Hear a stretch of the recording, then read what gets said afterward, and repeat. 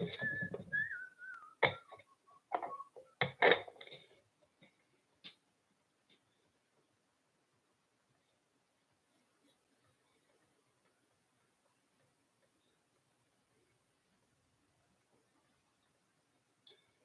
it going, guys? See, we got some people in the chat already.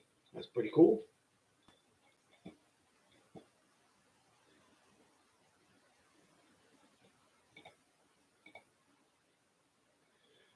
If it's possible, you can leave me a quick message here. Let me know if the sound and visual and everything is going pretty good. Audio and video, top shape.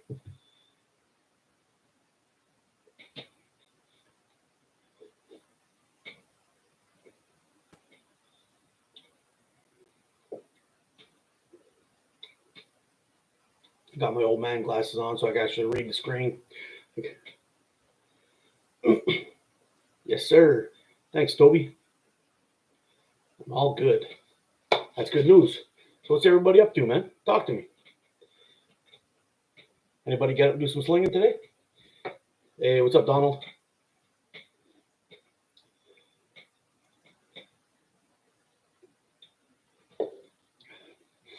Anybody get up and do some shooting today?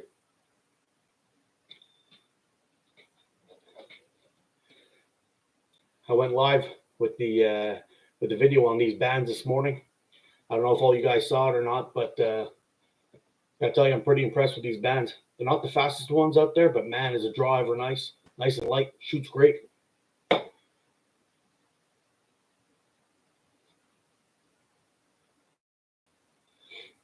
Just got done prepping for SEST. I don't know what that is, dude. What is that? Same with the Wasp Benzo. I got a little bit of shooting done this morning. Went out with the, this might even be a little bit of a shocker for you guys. Oh, that's a little bit better. We had the old TTF Crazy Power Mini. We're shooting this guy out there today. I don't know what the deal is with this frame. Today I was shooting it real nice, but I was stinking it up with it for the longest time, and I just kind of put it away. Couldn't get it solved. Felt like no matter what I did, I was always shooting to the left. And today I put a vicious beating on that pheasant head out on the fence. So I don't know. I can't figure out TTF yet. We're getting there though. Sometimes I have brilliant shooting with it, and sometimes I just stink it up. Also got the Cygnus out today. Still got those bands. Those I don't know. Slingshots. I don't know how you pronounce that, but anyway, still got those bands set on there. Got about another 50 shots through there. Maxed out bands, and they're still looking strong. Can't complain. And I got another one, but I'm going to show you that one a little bit later.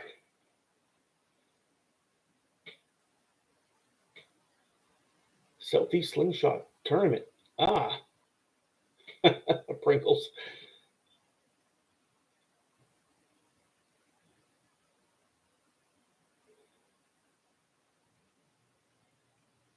Hey, thanks a lot, man. I'm feeling pretty good. Shooting pretty good. The eye's still a little bit sketchy. See this guy? I don't know. Still got to go back to the doctor for that. My shooting eye is good though, but for the most part, doing pretty good.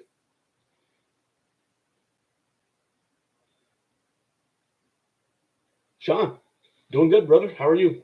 You getting any shooting done today?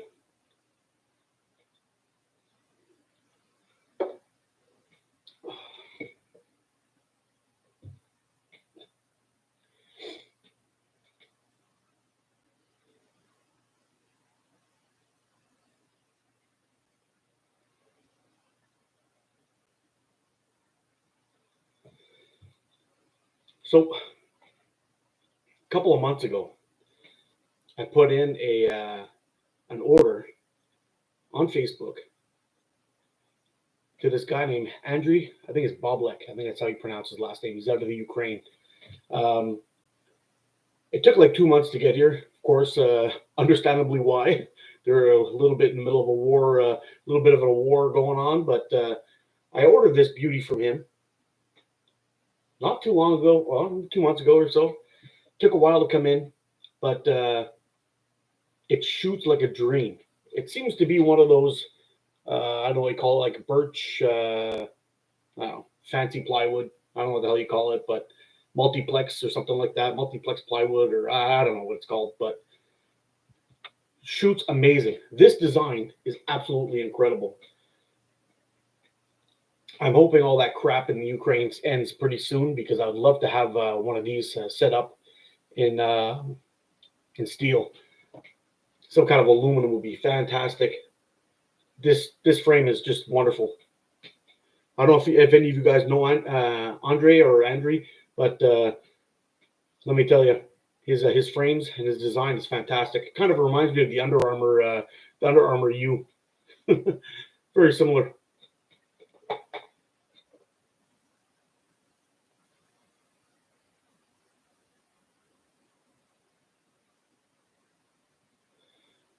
Got some shooting on the can in the woods.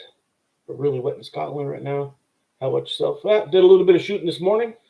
Like I was telling the folks before, I had I was going TTF a little bit today. The Crazy Power Mini was shooting the Cygnus, and I was doing a little bit of shooting with this guy here. It doesn't even have a name. I asked him what he called it, whatever it is. He said, it has no name.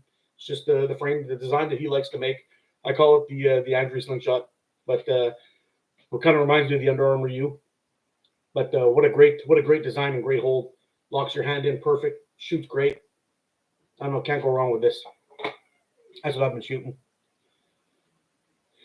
How you doing, Omar? Omar from Mexico. Cheers, buddy. How's it going, Tim? Todd?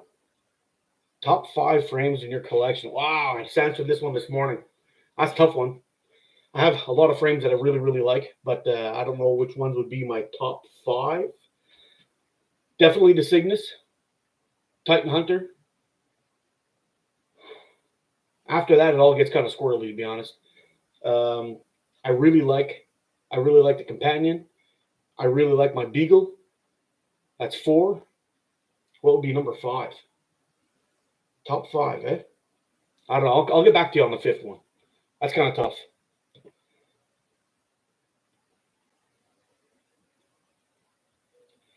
Hey Toby, did you end up getting one of those aluminum frames with a little wooden palm swell on there? Is that the one you got, or you got one of these guys?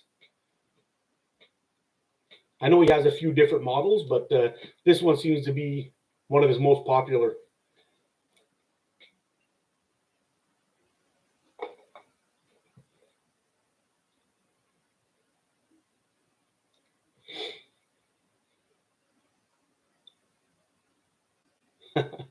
You know what? The Beagle's kind of weird. I find with the Beagle, I can really shoot it really nice, but if I point the forks at all, I'm shooting left every single time. I find I really have to square my grip up. I can't point. As soon as I point, nothing but trouble. But once I keep my wrist kind of cocked, it's kind of uncomfortable for long shooting sessions. But man, I could knock the nuts off a mosquito from 100 meters with that thing.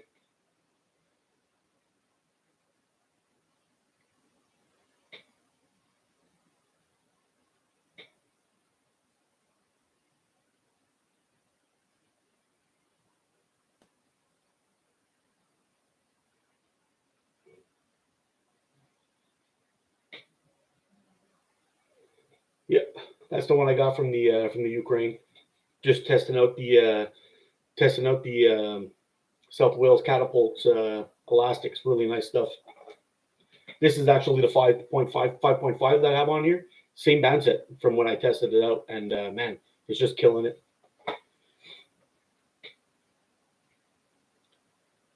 Okay, so the same thing as you. Always shoots left. Try flexing your wrist to keep it more square. See if it'll help you out. It does for me anyway.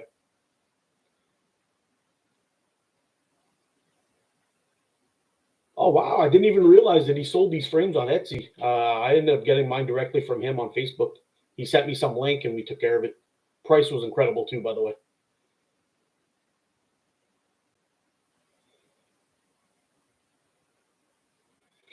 Top Shot, Mini Taurus Tuber, the Torque, Wasp FTC. Well, that's a nice one too. The Funky Y. I don't even know what the Funky Y is, Donald. You'll have to send me a picture of that one.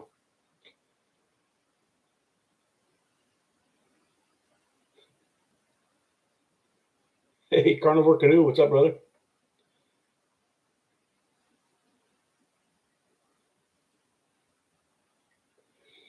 Yeah, those .7 Sniper Sling are serious bands, man. They really send some ammo, boy. They're almost stupid fast.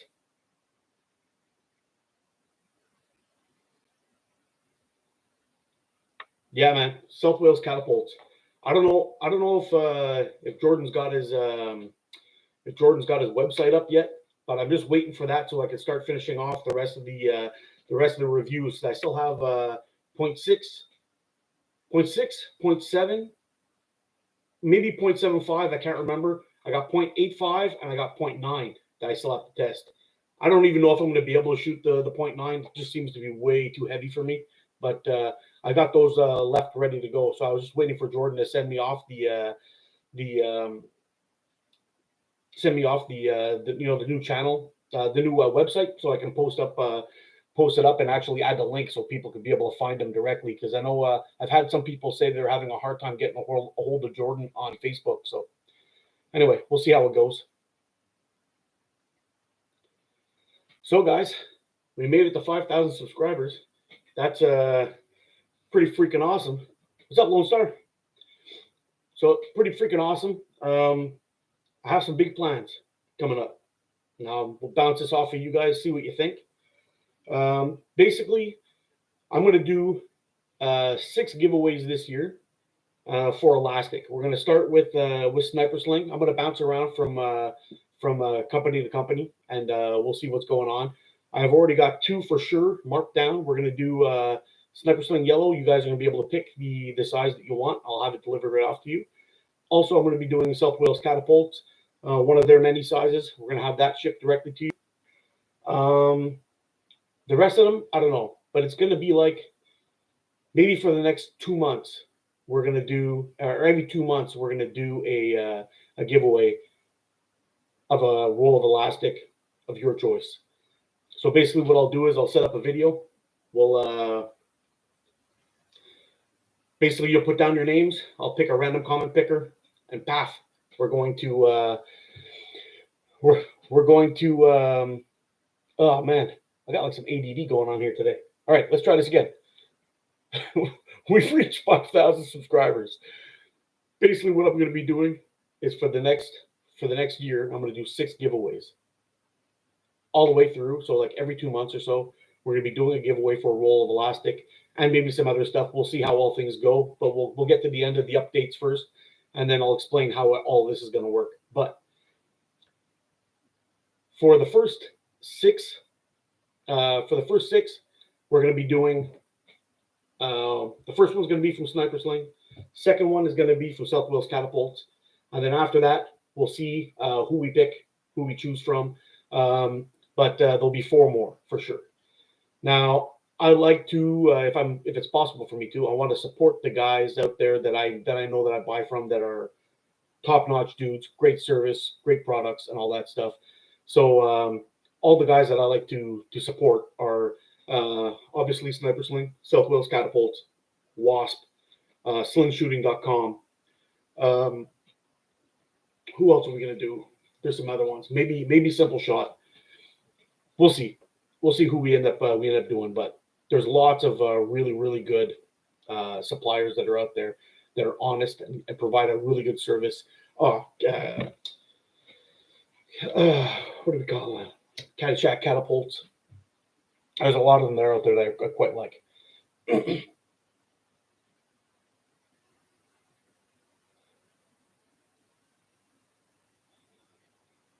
Yeah, Damian Lay was saying that he had a little devil on his shoulder telling him to buy John Jeffrey's Mustang.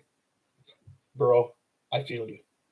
That, and also that what do you call that one that RCC makes there? That was it a Velociraptor or the Raptor or whatever it is.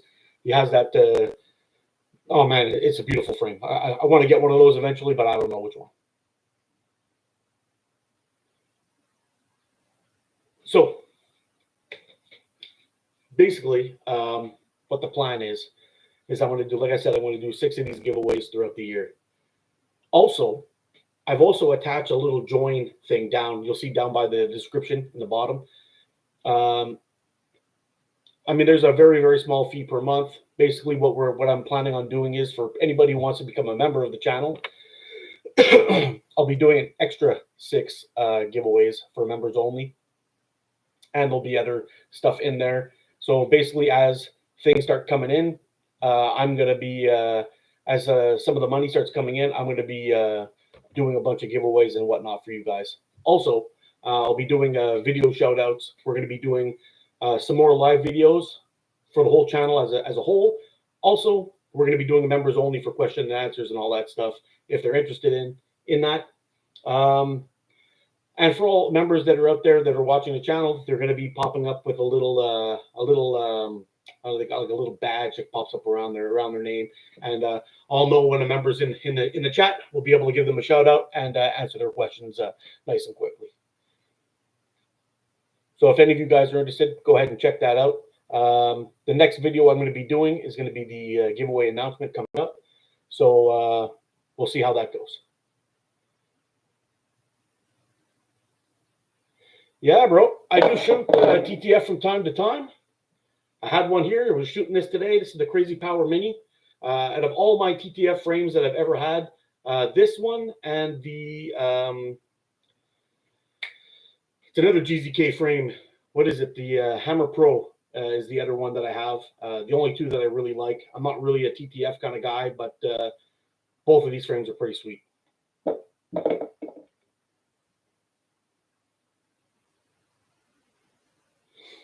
Sniper Sling Black .6. You could shoot anything from 8mm all the way up until 9.5 for sure. All depending on how you tune your bands. What's up, Matt? Yeah. So tomorrow I should get out and do a little, make it like an official video on what I got planned and what I got going on. How's it going, Simon? And we're going to do the setup for the first giveaway, and then we'll move forward from there. So after that, it'll be every 2 months going on.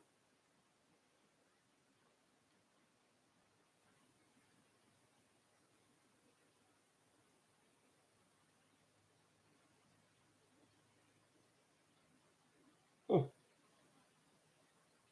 I'll have to check that guy out. Suffolk Slingshots. Is it on YouTube or is it what's the deal with that? Fill me in.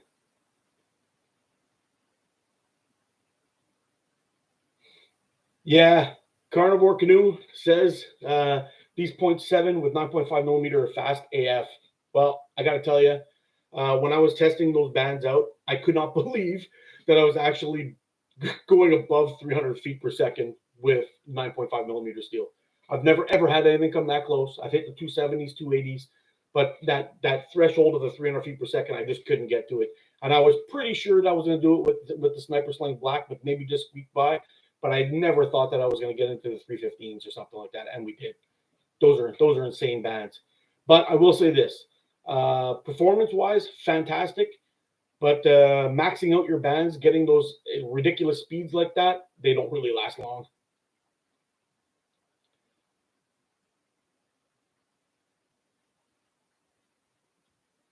Oh, yeah.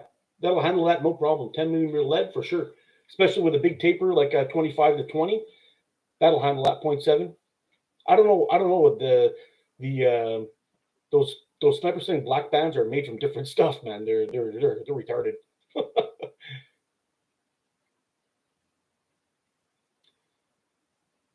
Yeah, Addy, I agree with you 100%, bro. The Black Sniper Sling, although I can shoot them quite accurately and they're ridiculously fast, I did find that they snapped a little early. One trick I did find that actually helps me out quite a bit is actually when you're tying the pouch, on, really tie it tight.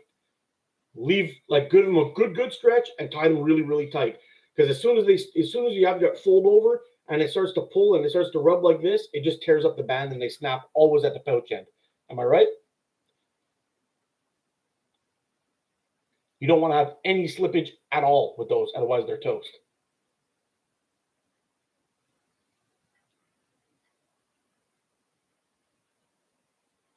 Yeah, you know what? I saw that guy, Cat Slapper Catapult. I think it was on Facebook. I saw some of his stuff. It looks pretty good. He looks like he makes some nice frames.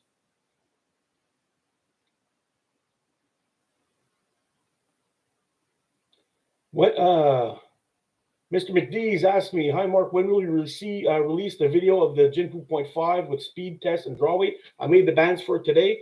I'll possibly do the video tomorrow or early this week. Won't be long.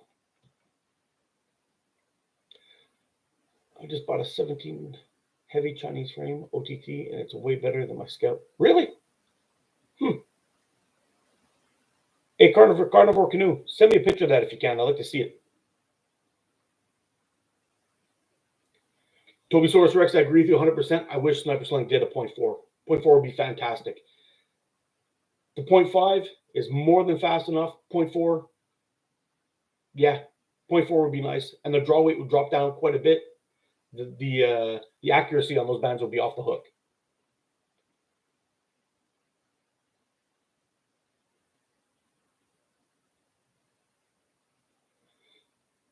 Yeah, I've seen a few videos comparing TTF and OTT.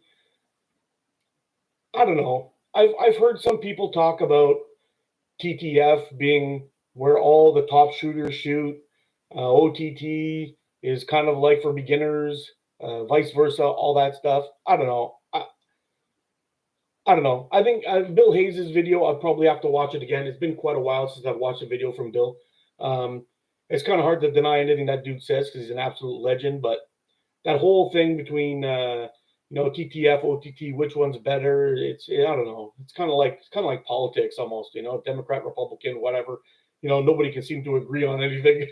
I just stay out of that whole mess. I know what I shoot best, and I know a lot of the guys that I watch shoot. Top shooters can shoot them all. So that's all I really got to say about that. Do I max my bands out every time I shoot? Lone Star asked me. Absolutely not. I max my bands out only to show you what the true potential of speed is for the bands. That's it. If I max out my bands and I'm shooting them and then I add a centimeter, they're still going to be faster than, like, say, let me put it this way. This is band A, this is band B. Band A maxed out gets 290 feet per second. Band B gets 320 feet per second. If I add a centimeter to both those bands for longevity, this one is still going to be faster than this one. That's just how it works. This is the whole reason why I do that. I know some people have been criticizing my methods a little bit, but that's okay. Everyone can do their own thing. But in the end, what I'm shooting personally, actually, I'll show you with this band set right here. When I do my draw, I've got it right here to my cheekbone. Now, on a maxed out band set, I'm going to stop right here at my cheekbone. So this one, see, I got a lot more there. I got at least another 5 centimeters of stretch on there. And that's how I set up my bands. I would prefer to go from my cheekbone to just about my ear, where my knuckle is touching my ear. That's what I'm hoping for. So yes, I won't be getting the max speed out of the bands, but I'm still getting really damn good speed with a lot more longevity. That's how I make my bands. Depending on what the elongation is, if it's a 6 or say a 5.5, I'll add in a full centimeter. If it's like a, I don't know, say if it's like a 6.5 stretch, then I'll add a half centimeter because a half centimeter will go farther than normal. Where was I here?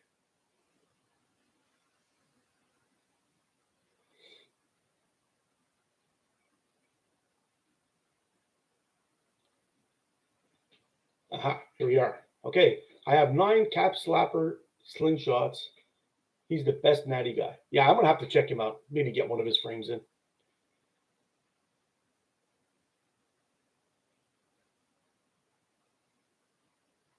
Yes, you certainly are watching. You on TV, my phone is about 1 minute behind. Oh, really? Yep, you're right. 0.6 Slapper Sling breaks regularly. Next to the pouch, I'm heavy-handed, and though I was thought I was tying too tight. I don't know. Maybe when you're stretching out the bands to do your tie, you might be tying it too tight, stretching too much. But tying them too tight, always go get them on there good and tight. You don't want to have any slippage.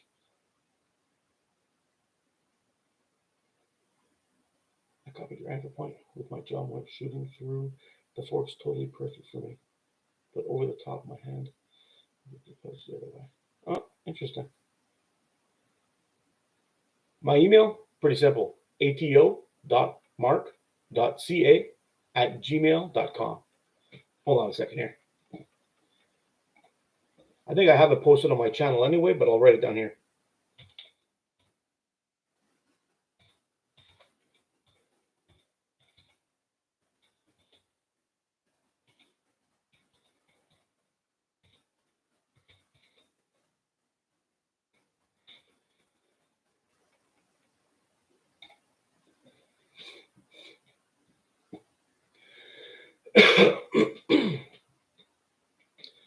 Yeah, also, I'll show you this too. He gave me this when I got that frame from the Ukraine from Andrew. He also, or Andre, I keep calling him Andrew. I also got this. He sent me this really nice leather pouch, nice little ammo pouch. Nothing falls out. It's got this little G10, looks like a little G10 bead. Well, the resolution on this thing's pretty shit, eh? Holy smokes. Maybe it's just my screen, I don't know, but gave me this nice little thing with his maker mark. I actually have a second one of these I'll be putting into one of the giveaways too, but I think it'll be for the members if they're interested, but we'll see how it goes. We'll see where that goes. If not, then I'll probably just drop it into a regular giveaway, but we'll see what happens. Don't know when it's going to be yet.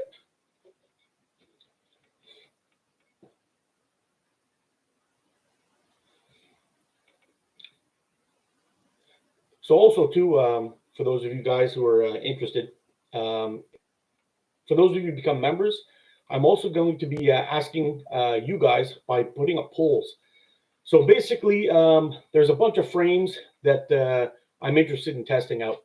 So what I'm going to be doing is actually checking out some frames that I want to test out or review, and then I'm going to ask you guys to vote on it and see which ones you guys want to see first. Like I'm thinking about doing the PPMG, a few of the other ones. I'm going to add all these guys in there, and then you guys can vote on them, and we'll see how it goes. But anyway, we'll see how all this works out.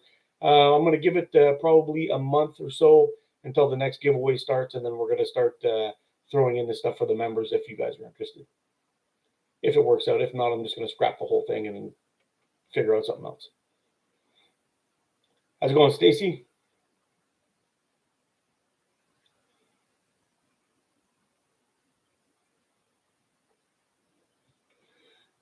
Actually, I don't even know what Slingshot's got going on right now. I know they have that crazy giveaway where they're all my feeds are getting spammed with these things. But I've seen a few of those Seljan frames.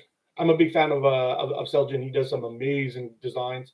So I'm kind of curious to see how these other frames are gonna work out. I am gonna probably do a couple of reviews on them just to see what the deal is, but we'll see how it goes.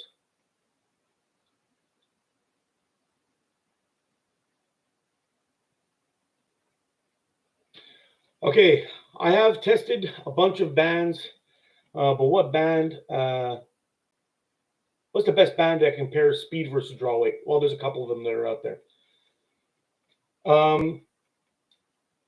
Here's the thing: when it comes to comparing bands or testing bands or shooting elastic, whatever it is, whatever you should be looking for at any point in time, regardless of whether you're hunting, whether you're target shooting, is to try to find the best speed you can get with the lightest draw weight. Now, for me, I like shooting 0.5 bands. I've had really good luck shooting 0.5 bands. My accuracy, since I dropped down to 0.5 bands and 0.45, actually, I found some that are really, really fast with nice draw weights. I've done some amazing shooting with these. Now, I think my go-to band out of all bands is probably Dongchi White 0.5, only because the draw on those bands are absolutely insane. I get pretty good speeds with them for target shooting, and that's great. If I was going to go hunting, for example, for birds or whatever it is, I would most likely use Sniper Sling Yellow 0.5, because with Sniper Sling Yellow, I'm going to reach over 300 feet per second, and the draw weight's still pretty nice. It's not quite as light as the Gong Chi, but it's definitely faster. So I would probably lean more towards that in that respect. But for me, on anything, whether it's target shooting or hunting, shot placement is key. Your accuracy is directly affected by your draw weight, and so basically in the end, you want to find the best draw weight you can at that band thickness to shoot the size of projectile you want. Like, for example, Shishu bands. Shishu are sick bands. They're not the fastest. I've had better speeds with 0.65 and 0.7 with Shishu bands. I've had better speeds with 100%, Celtic Caddy, and a few others on different tapers. If we're just judging it by the active band length, maxed out at my draw length with the exact same tapers, there's other bands that are way faster than that. But Shishu has a much better draw. So what are we talking here? If I'm able to, if I can shoot 290 feet per second, or say 275 feet per second with 100%, but I'm getting 280 with Shishu, but the draw is much lighter and I got much better accuracy, it's a no-brainer which one I'm going to choose. I'm going to choose Shishu.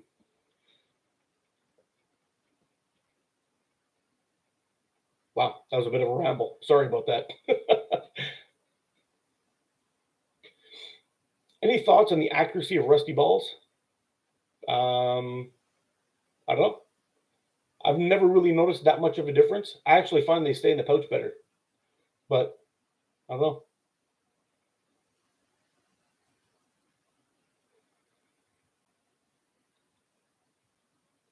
How's it going, David? I don't really mind Simple Shot's prices. My issue with Simple Shot is the shipping prices, the shipping charges. It's really, really slow. I get stuff from Indonesia faster than I do from America, and I'm just north of them. So I don't know what the deal is, but the USPS needs some work.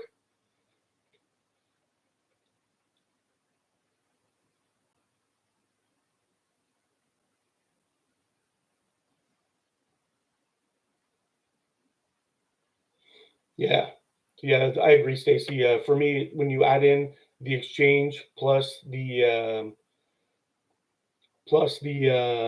the shipping and everything like that, a $30 slingshot winds up being almost 70-80 bucks with shipping. It's tough.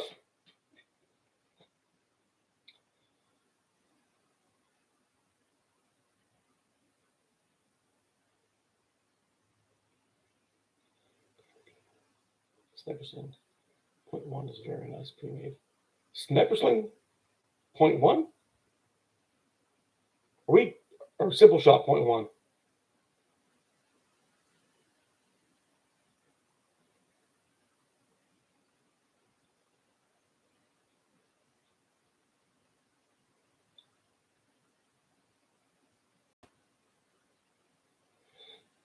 Addy, was that the 7-pound draw you had?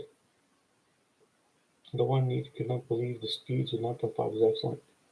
I don't know. I haven't done the Shishu reviews yet. Those are coming, but I've done a lot of shooting with them, and they're quite nice. So I'm not sure which ones you're talking about here.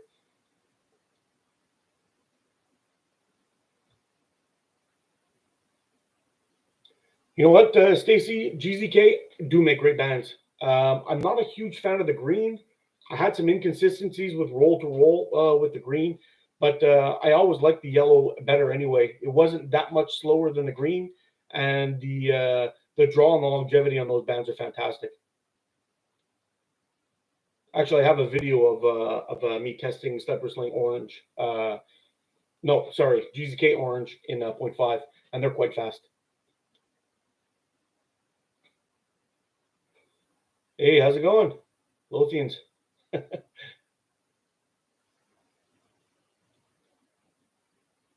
Yeah, buddy. Gong Chi, incredible bands, incredible draw. One of the best I've ever felt by far. There's lots of good bands out there, but they're by far by far one of the best draws. And Sheesh was pretty damn good too, I have to say. For a really big ammo band, they shoot really nice. I'll do a review on those someday soon. I have 0.65 and I have can't remember if it's 0.8 or 0.85 I have on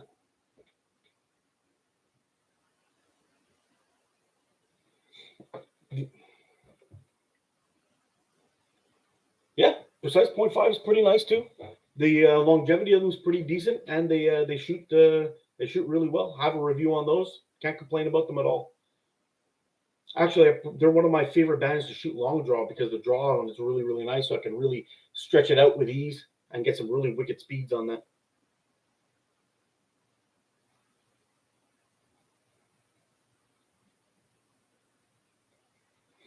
Yeah, just recently I did a video shooting.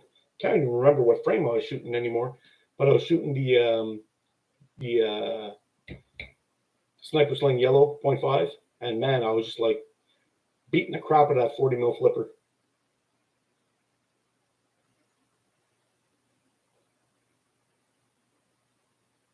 Yeah, if we're talking about the Wendigo and the Rougarou, those two frames, I did a quick test of both of those frames not too long ago, and I put it up on YouTube. They were shooting really, really nice. Really nice. I like them both. I actually prefer, I think it's the Wendigo, the one with the handle that sweeps up. I prefer that one. If we're talking about the same one here. I haven't tried that precise 0.45 yet.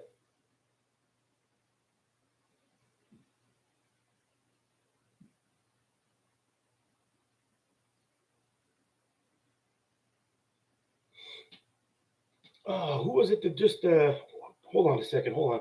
Somebody was telling me that they just got a frame from PVS. Let me check here. Steve Evans, you in the chat, bro? Yeah, it was Steve. My buddy Steve was telling me about a frame from PVS. It looks wonderful. Says it fits like a glove.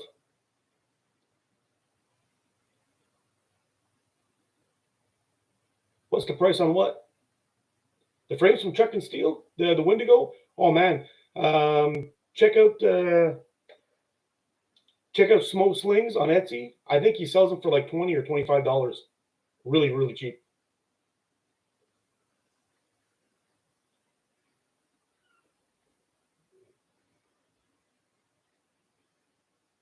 Well, I don't know. I'd have to go back and check and see which ones he's talking about. The 45-degree tips. I don't know. Do you know if he has them on his Etsy shop? I could check it out right now. We'll see.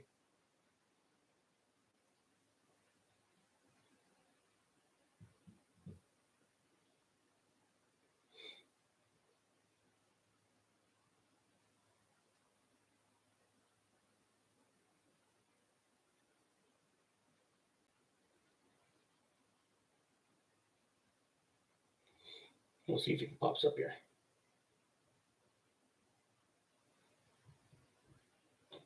What do we got going on?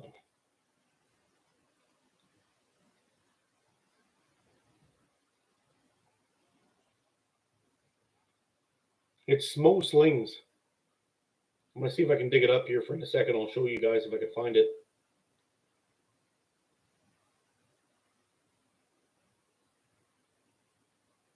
Maybe it's on eBay. Oh, no, I found it. He's got the Chupacabra, Rougarou. He's got one of those figure eight looking things.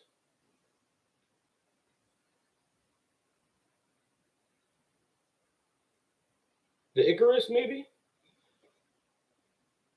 Hold on a second. Is it this guy you're talking about?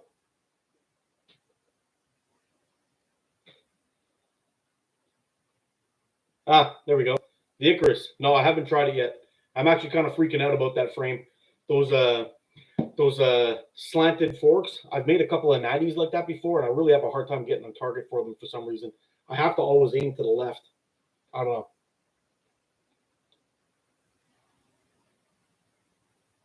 Oh, Etsy is just like a shop where you it's kind of like an eBay type place where you go and you can buy stuff. people can have like their own little store. They set up a thing with there's like a template where you can put up pictures of all your stuff and sell it and sell your stuff off there. It's a pretty simple little store, but it's a very good way to get your stuff out. If you're making slingshots or bands or trinkets, jewelry, whatever it is you want to do, you can sell it on there. Pretty simple.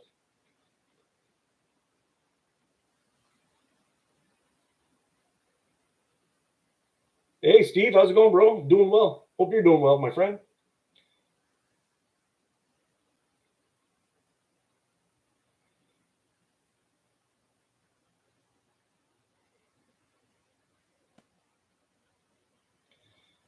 Yeah, PVS slingshots, they're pretty nice. I inquired about one a long time ago. It was on one of the groups I'm on Facebook, and it was a little bit out of my price range, but it's a very nice looking slingshots.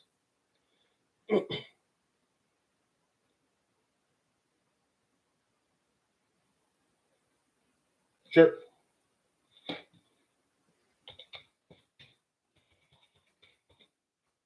Oops.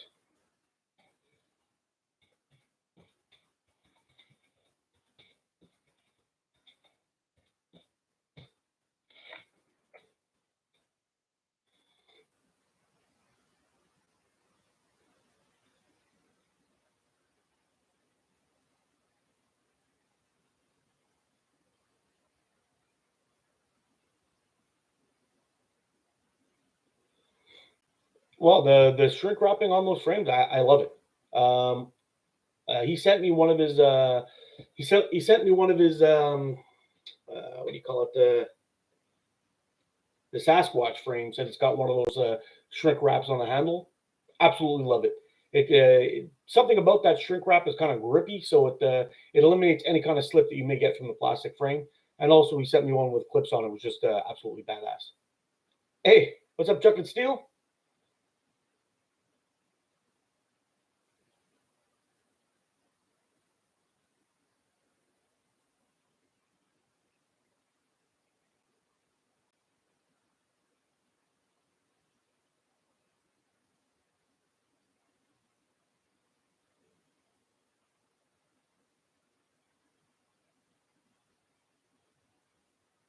Yeah, yeah, Stacy. Uh, if you live in Canada and you can't fix something with hockey tape, then you're not really Canadian. I gotta tell you, I fix so much crap with that tape, and that's pretty much my go-to on a regular basis. I shoot the HMH 90 from Nick Hagerty, and I've got that thing wrapped up with hockey tape, and man, there's no slipping after that.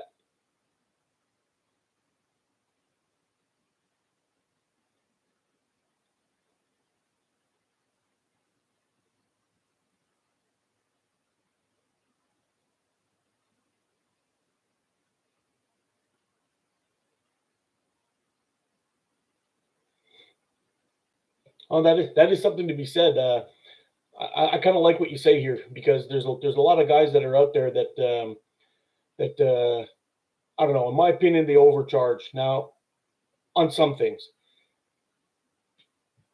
I've had really good experiences with Prime Fork. I found is for what I got from him were very fair in price and quality. Like this guy here, my Cygnus, absolutely love this frame. It's probably my favorite frame to date. It's just awesome. There's I mean, there's no the fit and finish of it's off the hook. I can't complain at all. There's nothing I could say that I don't like about this frame. But there are some other guys I've asked for quotes for frames that were didn't have the materials or the craftsmanship that went into this thing, and they were asking insane amount of money. So I don't know. I don't know what to say, you know. But if this is why this guy's getting hate because he's making other people's designs at a much cheaper price, if I was a maker, I'd be upset too. But on the same side, I mean, make it worth it. I don't know what to say.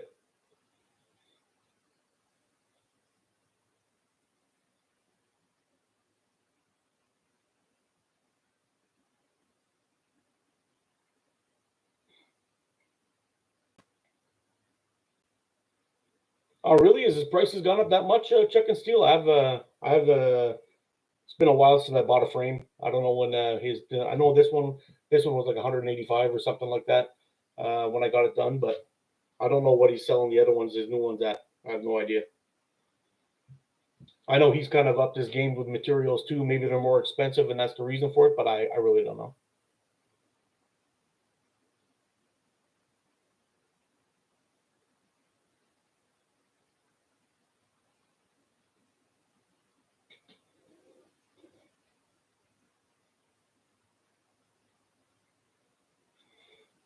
I don't know. It's kind of tough.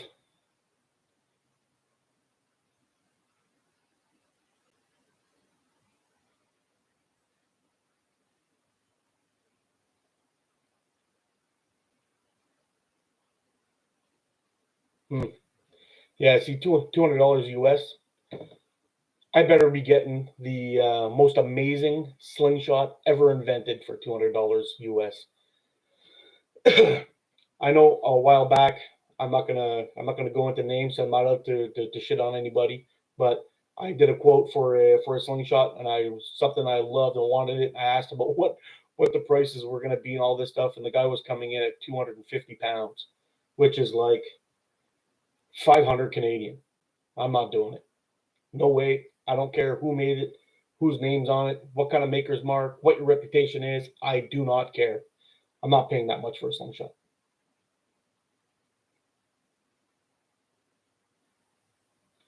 Luigi, bro, I got more videos coming, and stay tuned for my next video coming up. I'm going to be announcing a bunch of stuff that I've talked about earlier in this video. So if you want to go back and watch it and get a preview, or just wait for the video, that's fine. But we got some giveaways, and I've also added a membership thing down to the bottom. If you're interested, you want to check that out. There's going to be some cool things coming for members and non-members if you're interested.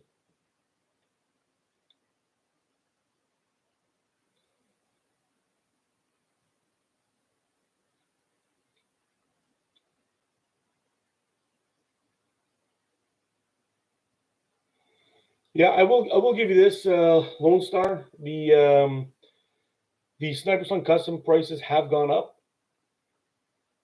Not so bad when you're considering that you're not even paying shipping and all that stuff. It's still pretty decent. Um, Even from Pro Shot Catapults, when I ordered my Titan from there, the price of the slingshot I found was reasonably for what you're getting. But when it arrives and you add in the shipping and all that stuff, it's just very expensive. And then they nail you for customs and all that crap when it's coming into the country, and you end up paying an extra $30 or $35 more just to line some politicians' pockets, just pissing me right off.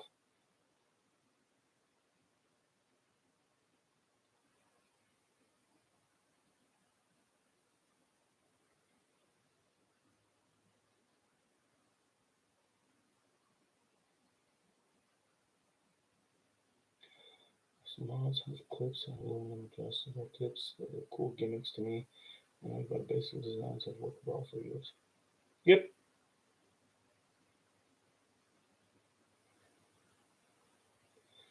Yeah, Chuck and Steel. I have one custom from Sniper Sling. It's the S Robin, and I've never seen fit and finish like that in my life. And let me tell you, that S Lizard, I got my eye on that boy. That looks like a sweet frame.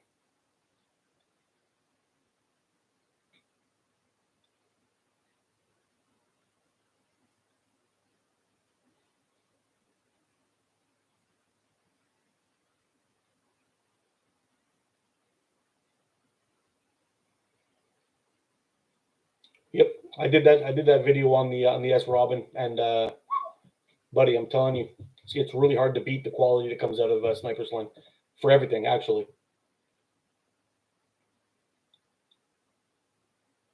hey, Greg, how's it going, man? Long time no speak. How you been, bro? We're doing good. We're just doing a little chat here. Nothing exciting really going on. Did a little bit of announcement early, but it's going to be in a video, an official video, probably early this week.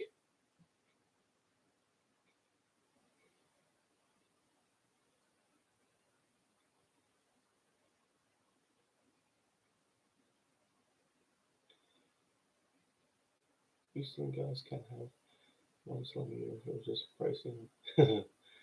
Yeah. It's kind of funny actually. I was just chatting with a guy the other day, and he was telling me that he can outshoot just about anybody with any kind of with one of those those daisy slingshots from like for Canadians it's Canadian Tire, but I guess in the US it's Walmart. But I never had any luck with those slingshots. Never, never, never. But I guess if you shot one of those things your whole life, you'd be a ninja with it. But really, I have a lot of people ask me, what's my favorite slingshot, blah, blah, blah, how much you pay, all that stuff. And I can tell you, the Cygnus is my favorite slingshot, but I have one that I shoot almost as good as it. And it's my, what's that one that Fowler made there? The hell's it called? The Sparrow. I carved one out of wood, out of a piece of ash that I found out in the woods. Yes, it cost me some time, and I had to sharpen my knife like 10 times, but I made a copy of this thing. I have a video of it where I cut cards with it and all that stuff. That frame shoots wonderful, and it was free. So really, when you know what size you like and what shapes you like and all that stuff, and you can make a frame that's going to fit you perfectly, you don't need to spend money, man. Take some time. You may mess up a couple while you're learning how to make a frame, but it's really not the end of the world. You will end up making something really, really nice. You look at some of the frames that Chris Graffin has made. I'm pretty sure that the first couple frames he made kind of stunk it up, but then after that, he's been making amazing, beautiful frames. Look what he's got. He's selling them on the store now. It's just fantastic stuff.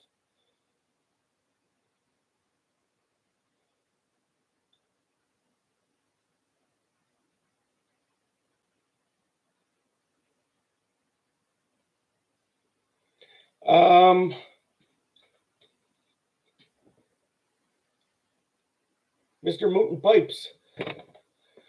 I probably won't do a video on that, only because I don't know how to do it properly. For me, if I was going to cut wider bands than my forks, I would just go up a size or two and change the taper to get my proper speed. Just like, for example, the Scout LT that I have, because the forks are only 20, I think they're 20 millimeters on that thing. Most of my tapers, I have them set up for 23. Most of my forks I have set up at 23 or bigger. So what I tend to do is if I'm going to a smaller fork, I up on the size and I change my taper a little bit. That's how I go. That's how I deal with it. I don't know how to do that properly to be able to do that. And also, I have tried it one time before where I folded over the ends and I tucked them in. I did my wrap and tuck. But when I'm looking down there, it gives me a really, really wide aiming line, which I don't like. So I don't know. I'm probably not the guy to ask for that. Sorry, bro.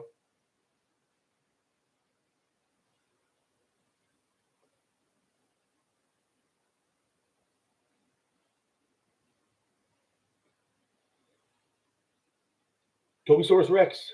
I'm really hoping it's going to happen this year. I had all my permits ready to go last year because in my neighboring province, yes, it's illegal in my neighboring province, which is only about 30, 45 minutes away from me. In the province that I live in, I'm not allowed. It's against the law. So this year, I'm going to go back and get my permits again. I have my hunting license for a bow already, so it's not an issue. All I have to do is go buy the little bullshit paper you got to carry with you to make it legal and find some land that I'm not trespassing on. And that's it. And there will be, as long as I can find land, there will be some hunting videos with me in it this year.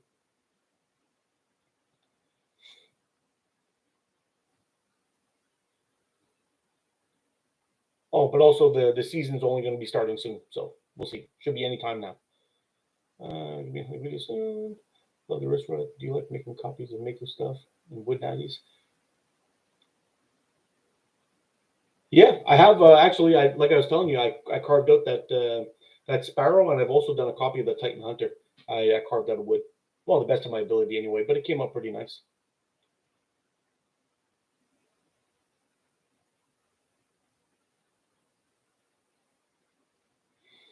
Yeah, that's why it's important, Steve, that a lot of us. Hold on a sec. We're going a little bit too quick here. a lot of that stuff actually has to stay in areas like the Etsy shops and selling online. I know a lot of people don't like buying things off of Facebook, but I found some of my best deals and really high quality stuff on there, and that's why I like it. It's a great frame. It's a great way to get stuff. And there's a lot of really quality builders out there. I'm worried that once it starts going all corporate stuff, they start cutting corners and they start selling you shit for high prices, and that's where I'm worried about. I agree with you there.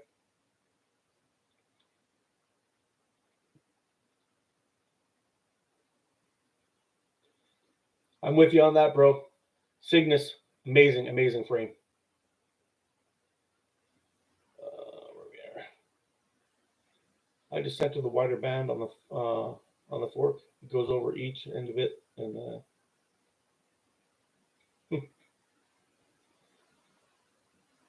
power crowd taper 2215 GZK orange 0.66.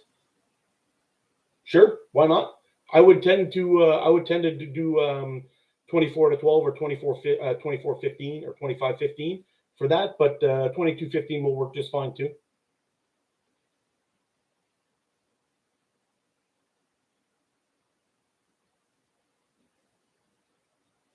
Have you tried the fast taper? Are you talking about the ones with like a double taper? I can't remember what they call them. I don't know. I've tried 20. I have a taper. I did a comparison between a regular taper and one of those double taper bands. I don't know. My personal opinion, I think it's a gimmick. I think I got like 5 feet per second faster with the other ones. I don't know. Waste of time if you ask me. Makes it tougher to make your bands too. Jinpu review is next up in line. Shouldn't be too long. Early this week sometime. I've got the bands made, ready to go. They're already on the Slingshot. I just got to get out and actually do it.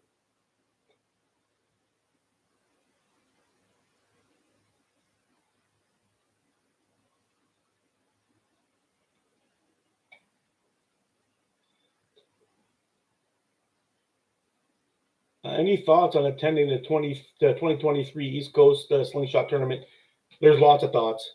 I've never shot a tournament before in my life. I'd love to see how I can perform and how I do. Um, I think winning a tournament like this is really not that important to me. It's more hanging out with the dudes that are there. There's a lot of guys that I chat with on a regular basis that I'd love to meet in person and share a beer with. That would be pretty cool. But if it's possible, I think maybe we'll make it happen. I got to see what kind of time frame is involved and all that stuff. My job and my life is kind of complicated, so we'll see if it's doable. If there's any way possible, I could find out in advance when this tournament's going to be, what time of year, what the dates are, where I could stay somewhere close, all that kind of stuff. If anybody has that information, if there's a link I could follow, please send it to me.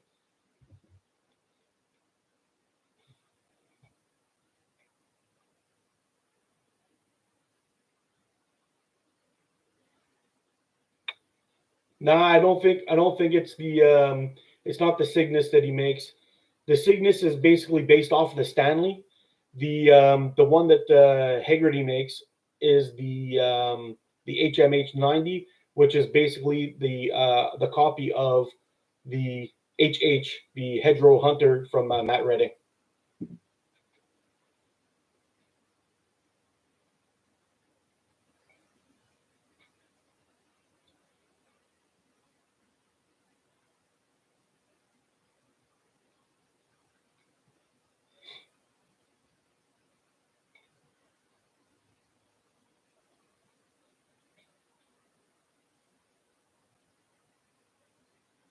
I shot with Nick Haggerty, and he's a proper nice bloke. Yeah, Nick's a pretty cool guy. I'd love to meet that guy.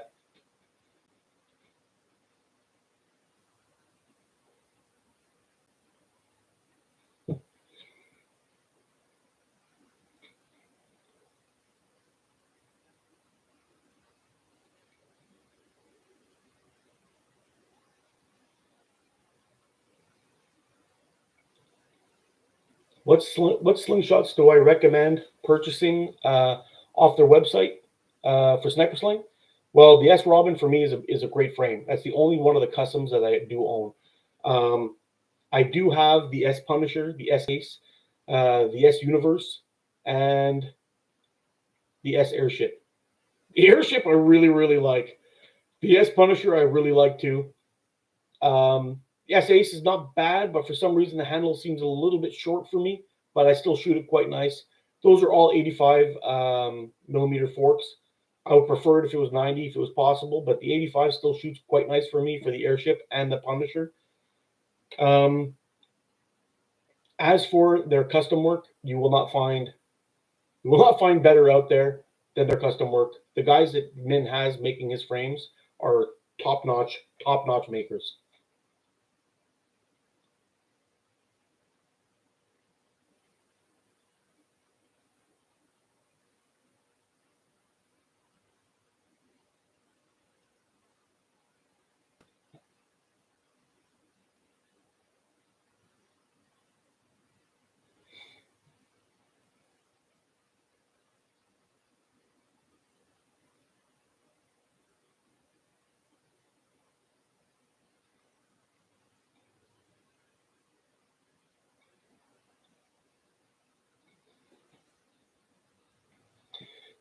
Yeah, I'm going to be doing the HMH 90 on one of my on my budget frames videos.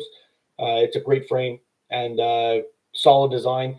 Anything designed off that HH or that Stanley, and I'm sure I don't know which one came first, if it was the Stanley or if it was the Hedgerow Hunter, but all of them have that very similar narrow waist where it comes down to the bottom, just like GZK's Heavy Hitter, the Hedgerow Hunter, or the HMH, the HGH from Caddyshack Catapults. They're all designed very similar to the same way.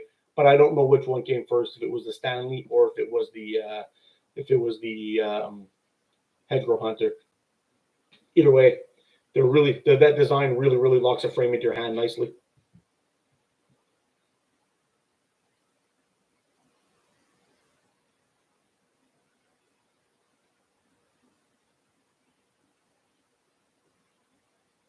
But I gotta say,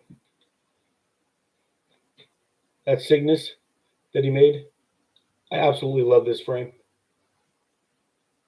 Such a beauty. Locks right into my hand so nicely. I don't know. Here's a question for you guys out there. You might be able to answer this, or maybe not. I don't know. But when you guys shoot, does the fork length make a big difference for you?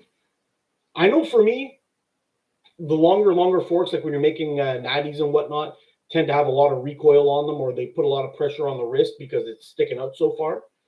But do you guys have a preferred fork length to add up to anchor that lines up with your anchor point where you actually shoot more accurately with? I'm curious to see your thoughts on this, if I'm making sense here. Because I know that has been my problem with a lot of TTF frames, is that TTF frames tend to be too close to my hand, and it messes up my anchor point, so I can't get a full stretch. I don't know what the deal is, but I'm thinking that's what actually is a problem.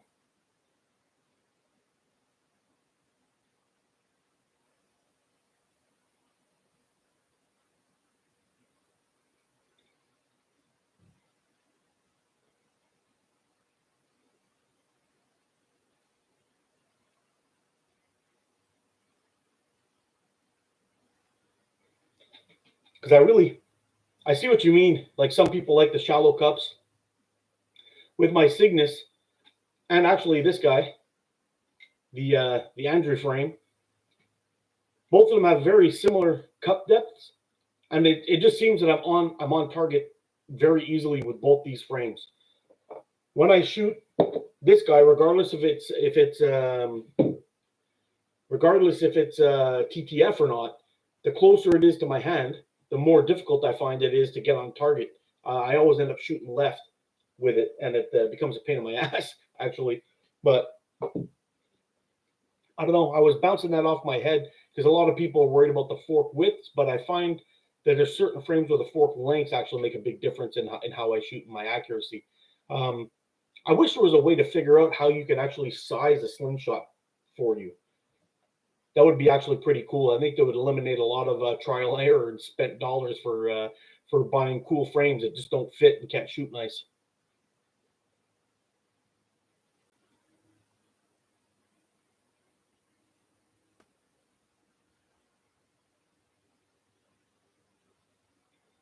I think Stacy, if you head on over there, and when I did the review for the S90, he gave a coupon code. It'll give you a discount. Might be worth heading on over there to check out what the amount will be in the end for you.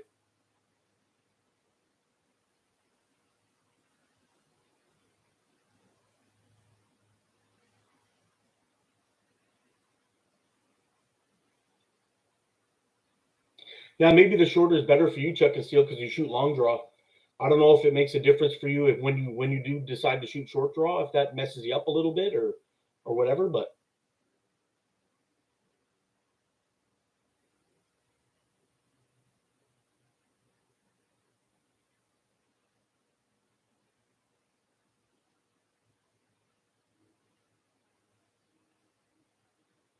this is good Chinese design.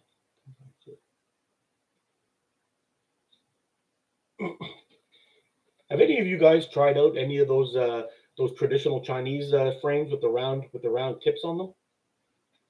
I'm curious what your thoughts are on those kind of tips.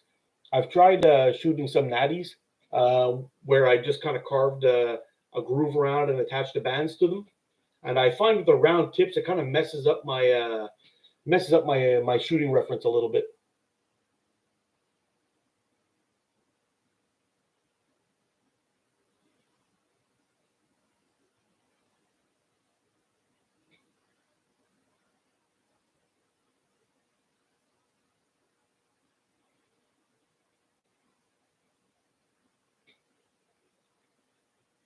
But you guys don't think that the fork lengths make any difference if it's closer to your hand or farther out, or if there's a sweet spot in there at all? That doesn't make any difference for you?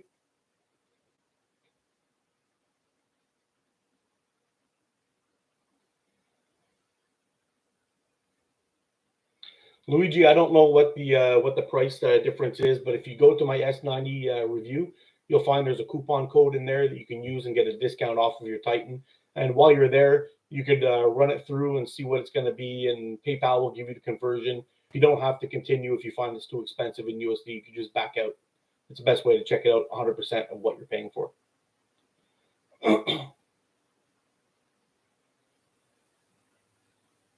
I've been looking at those pig heads, and they really seem like really comfortable shooters. I'm just about ready to try one out, but I'm not sure if I'm going to like it or not, or if it's just going to be a waste of money. The only way to find out is really to test it out and see. But I don't know.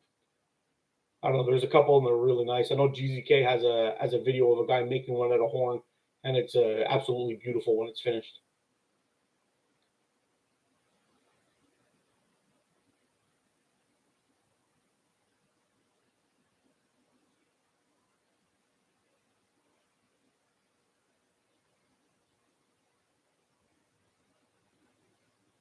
You know what, Luigi? I had the same thing when I saw the Ocularis and it was blowing up on the internet.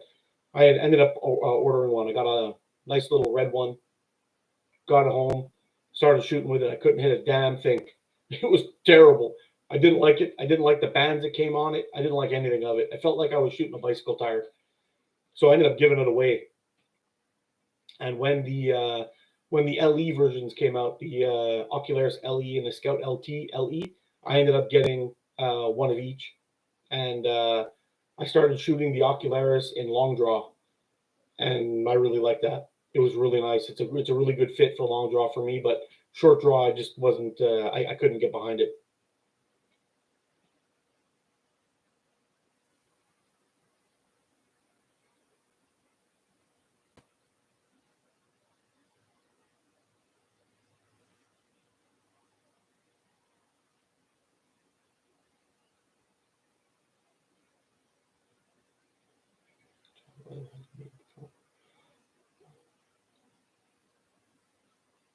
Hmm.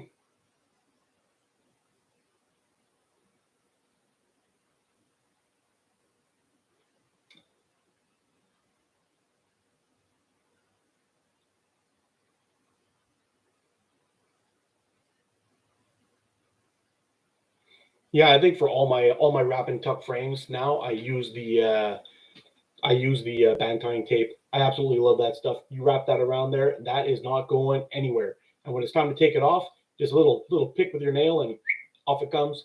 And you can save the bands. I don't know. I like it. I like that band tying tape. Maybe one of these days I'll either try one out or I'll make one myself and we'll see how it goes. But there's a lot of guys out there that are making these pig heads. So I'm wondering if I could find one that's probably close to a 90 millimeter or at least 85. Anything smaller than that, I tend to struggle with, but we'll see. Cool. I think for the next live stream, I'm going to cover that window. You guys find it's a little bit too bright, kind of screwy in here with that thing? I know before I used to cover it with a sheet just to block the light coming in, but I've got the blinds closed and it still seems a little bright to me.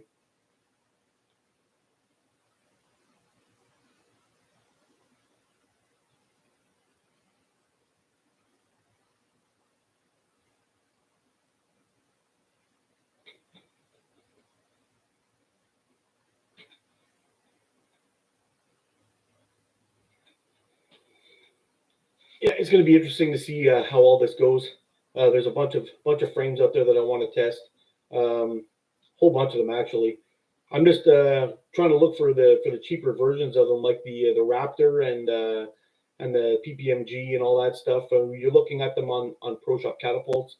They look to be pretty decent, but not the same. So I think I'd prefer to get one from RCC if I could for the Raptor and the PPMG Plus or PPMG. I can't remember which one it was, but one of them has a dimp, and my buddy Fip was telling me that from dimp to dimp, it's actually 95 millimeters, which should be doable for me. Even though if you measure it from edge to edge, it's like 100 millimeters wide. So I don't know. I don't know which one I'm going to try out yet, but that'll be a that'll be something to put into a poll and see what everyone thinks.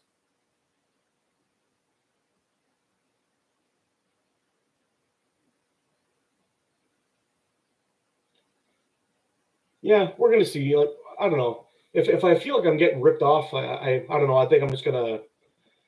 I don't know what I'm gonna do. I'll maybe find another builder that would be willing to make the same kind of frame. I don't know.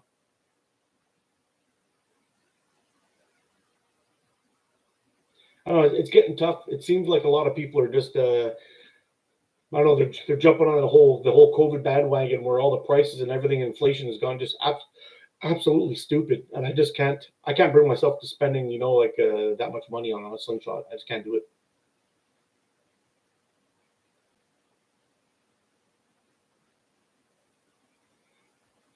I know a lot of these guys do great work, and I got no problem with that. Make great work, do great stuff. That's fine, but man, there's nothing more that would piss me off is if I spent a crap load of money on there and the fit and finish wasn't 100%.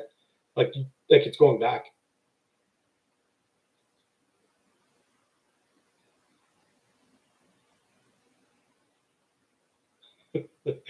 True. It is a why at the end of the day. What's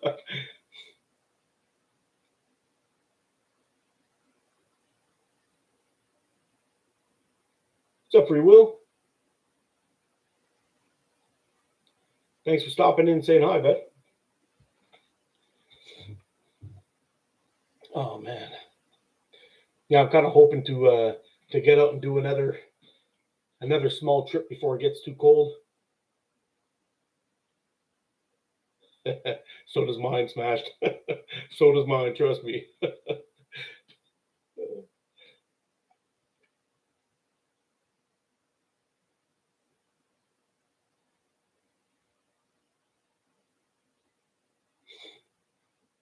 Maybe what I'll do is I'll reach out to PVS and see what kind of prices he's putting out, and we'll arrange to have something built from him.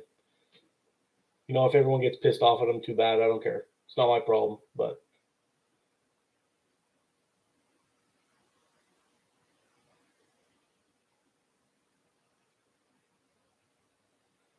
yeah, you see, Addy Addy, that's exactly what I'm talking about. I reached out to a guy, and he wanted. This is like 2 years ago, right when I was starting out. I saw a couple of videos.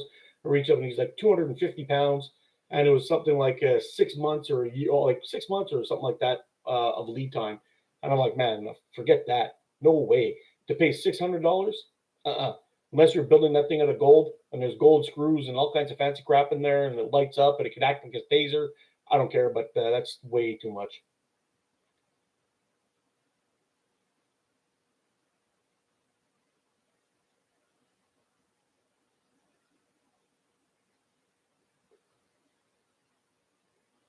You know, Chuck and Steel, at least if they offered a version of it that's not insanely expensive. Like, okay, you can get a G10 model, it's going to cost you around $150. No big deal. No, maybe a G10 wood around the same price. No big deal. Getting a great looking frame, that's awesome. Maybe an aluminum frame with a little bit of a G10 liner in there or something like that around that price. Great. But you throw in, like, there's guys out there that'll take something like this, G10 and carbon fiber. Ooh, you said the carbon word. Up it goes, $300. And they do that kind of thing all the time. It just blows my mind.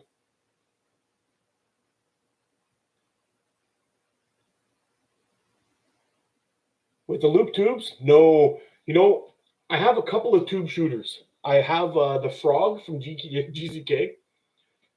I can't hold it. It's too small. I'm not even sure which way it goes. I don't know. For me, it's a nope.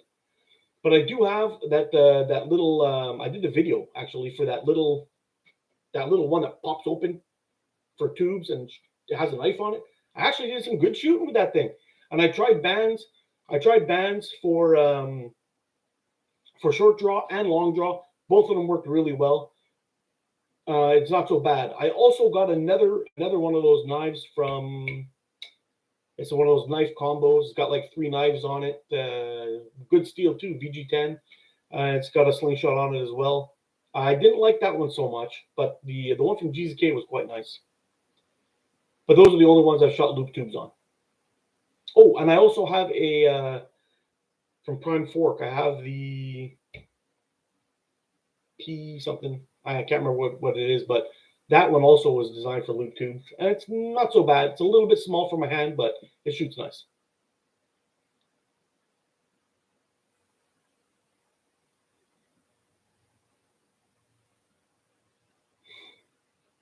What are my thoughts on the Selgen frames that Simple Shot came out with? Well, I'll tell you what.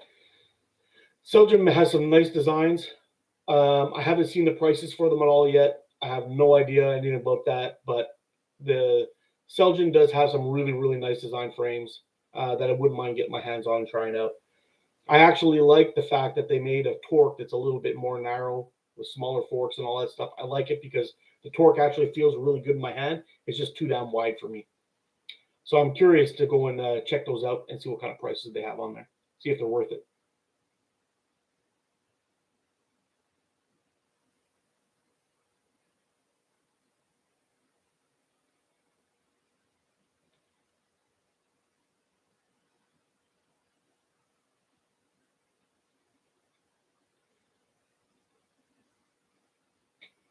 Goblin delivered.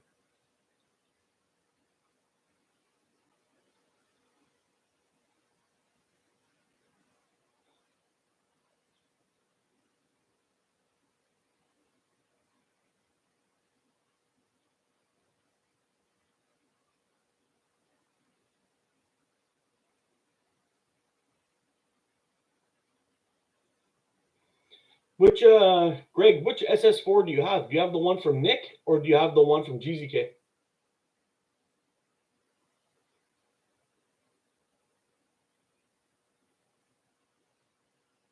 Oh no, bro. The custom prices have gone ridiculous. And actually, I think in the end, it's going to end up hurting them.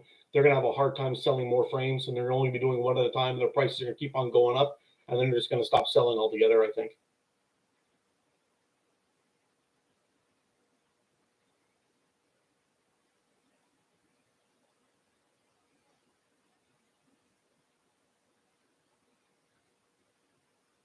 Shamshir frames. We'll have to check those out.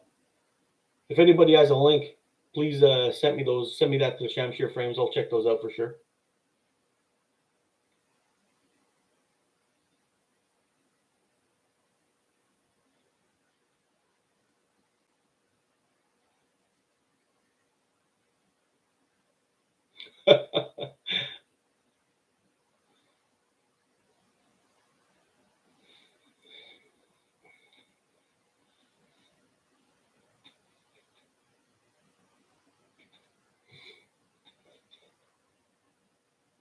Yeah, you see, that's where they're making the mistake, though.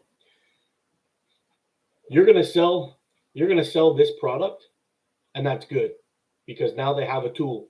But there's consumables that go along with it. So if, for example, they make this guy, they make the frame, and they're selling elastic pouches, targets, different catch boxes, and all that stuff. That's where they're going to make their money. It's the stuff that have people have to come back for is where they're going to make their money. Trying to destroy somebody's wallet with the frame doesn't make any sense. Same thing with cars and everything else. That's why they keep people coming back for parts and all that stuff. That's where they make their money. It's not the car. The car, they take a good chunk out of it, but then they keep people coming back for the parts. It's the same thing with the frames. Now, if they're just going to go out and make only slingshots, and that's why they're charging so much, well, they're making a mistake. They got to come out with their own line of elastic, their own pouches, and all that stuff. And that's where they're going to make their cheddar. They want to keep those prices coming in all the time. That's it. Create a target box. Create different targets to go in that target box, so people can buy packs of them. That's exactly what Wasp does. Have a look at Wasp. You go to their page. They've got a bunch of different targets you can buy, all kinds of different setups, all kinds of different elastic. Yeah, I mean, I'm sure Simon's selling a bunch of frames, but in the end, once a person has the frame, unless they want to be an idiot like me and buy a whole bunch of them, they can go ahead, but they're always got to come back for elastic and stuff. And that's where they're going to make their money. I think they're screwing up, in my opinion.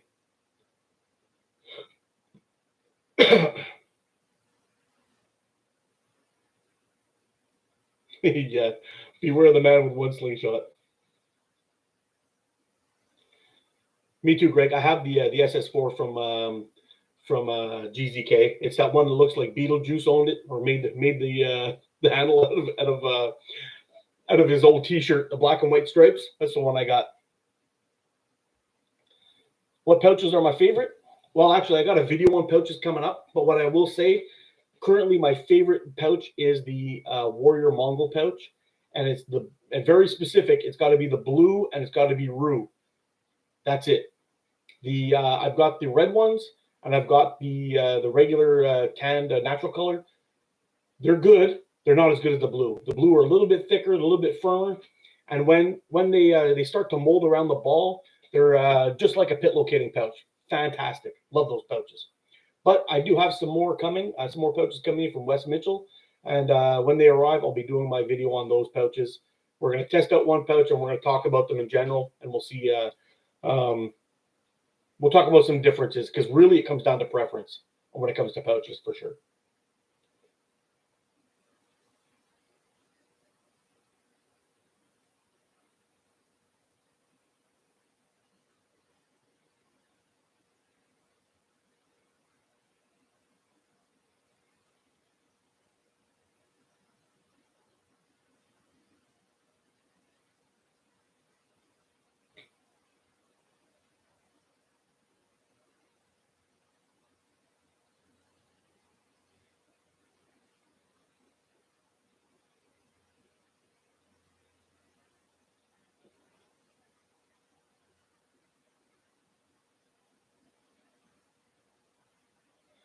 Yeah, Addy, I agree with you. Wasp slingshots, or Simon, whatever.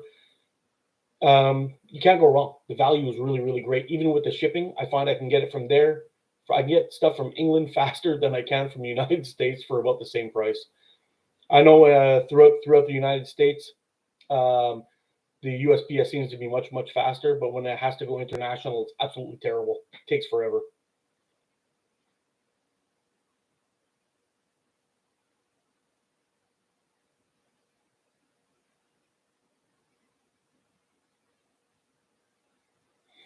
Yeah, I have about I don't know, maybe 50 or 60 slingshots at home now. And to be honest, there's only a handful of them that I shoot on a regular basis that I really, really like. So I don't know. Maybe I'm going to start raffling some of those off and get rid of some dead weight for me because for me they're not really doing it.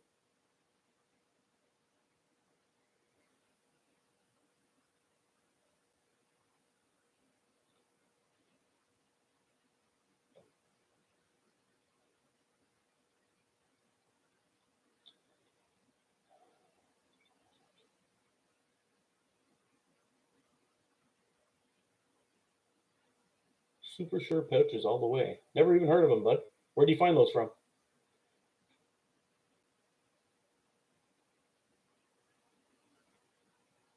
Thanks, Jobby Hughes. Appreciate it, man.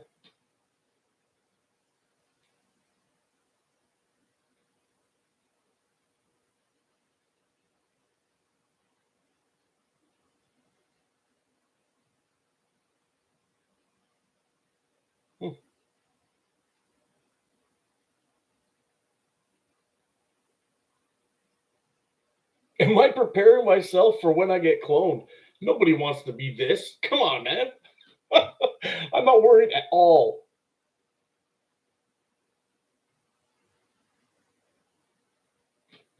No, you really can't. Wasp, Sniper Sling, they're two of my absolute favorites to buy from. Actually, they're probably the two places I buy from most. They've got a good selection of high quality stuff, and the prices are pretty good, in my opinion.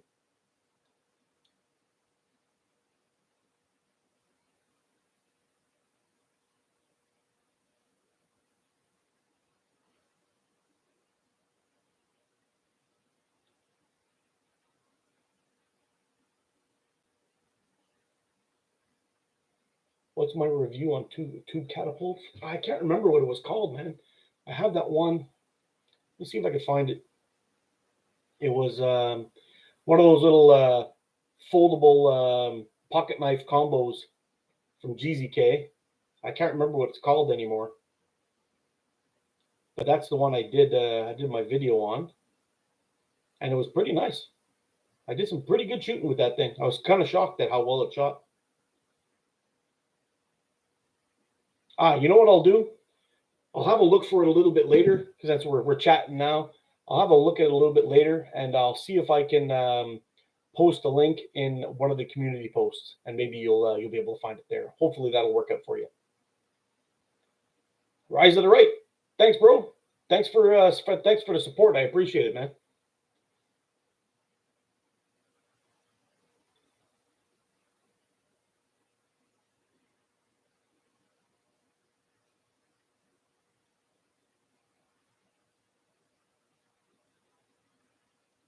I think I did a video with the S Punisher. Just it was a short. It was a short. I got a close up on there. It's an 85 millimeter fork width with a 20 millimeter tips, and it shoots really nice. Hey, Martina, how you doing, man?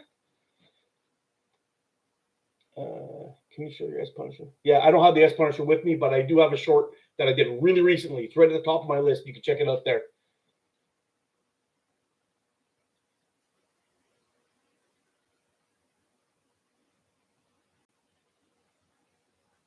Pikey catapults, eh?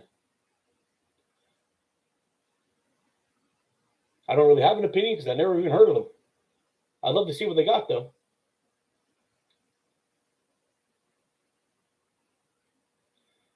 I'm with you on that too, Chuck and Steel. Sniper Sling is fantastic, and Wasp, in my opinion, you can't go wrong either. Great stuff. But if you're looking for a little bit of higher end slings like customs and whatnot, Sniper Sling's my bet every time. Doing real well, Martina. Thanks a lot for stopping in today. I hope you're doing well.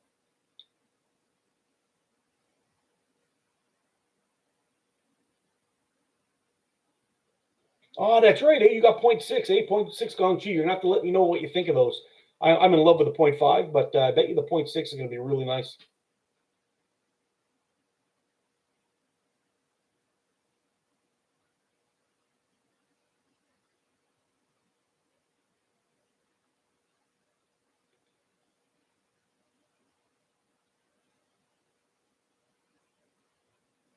Where do you get those pouches from, Stacy?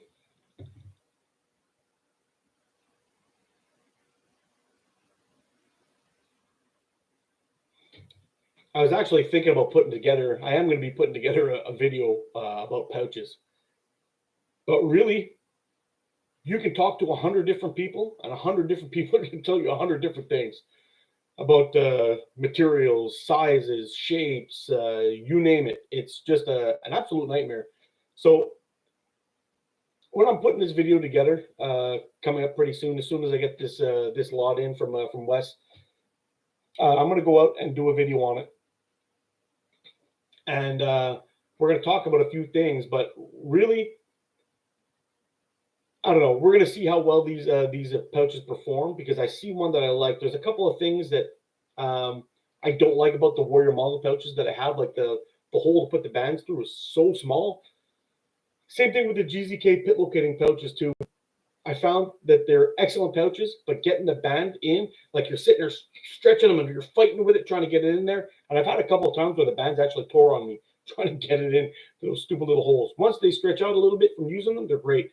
I tend to put them on the post of my band tying jig and give them a good tug, trying to loosen them up before I make the bands out of them.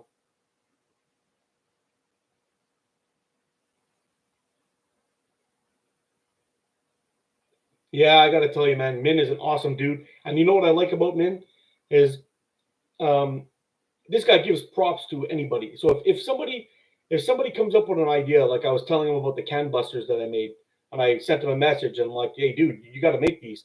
You know, over in the West here, we really love busting cans. And I tend to drop this little T thing in and I hang all my cans on them. And you could shoot that thing with a grenade if you want, and it's not going to come off until you cut that can.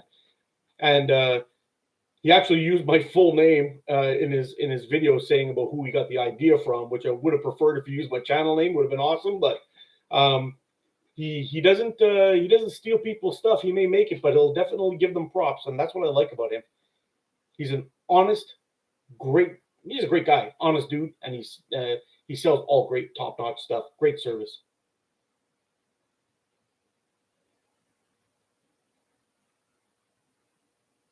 Well, I got a video on it. I just did the review on the S90 from Catapult Carnage, and it's too bad. If you would have saw the video, you would have noticed that I had a coupon code in there. Probably would have got you a bit of a deal before September. It's still up there if you want to get your hands on a companion. It's going to be good right till the end of September, so check it out for sure if you're interested in picking up another one of his frames. But I did some pretty damn good shooting with that thing, and I hit a personal best. It was at least 150-foot shot on an 8-centimeter flipper. I really like that frame. It's nice.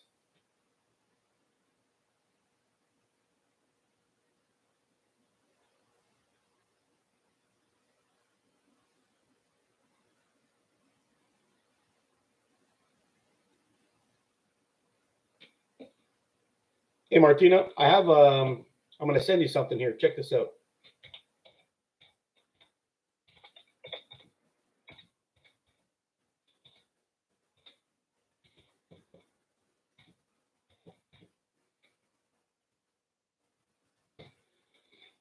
I know we were chatting the other day, and I asked you to send me some pictures of your hunting pics. So if you check right here, I just added in my email address. So you can send it right to me there, and send me the link of your video. I'll check it out. Or if it's not a link, if it's just a video you want to send me, if you can, just send it to that email address, and I'll check it out.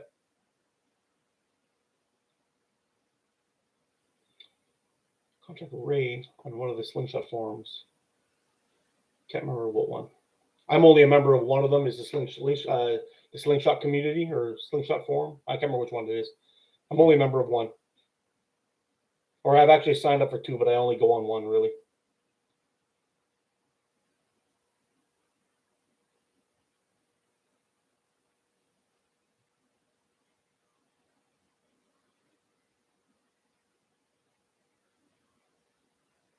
Yeah, they really do. They're terrifying though, man. I can't imagine pulling back one of those darts and having it slip out of your hand and taking one of those. Oh my God. I know they've got those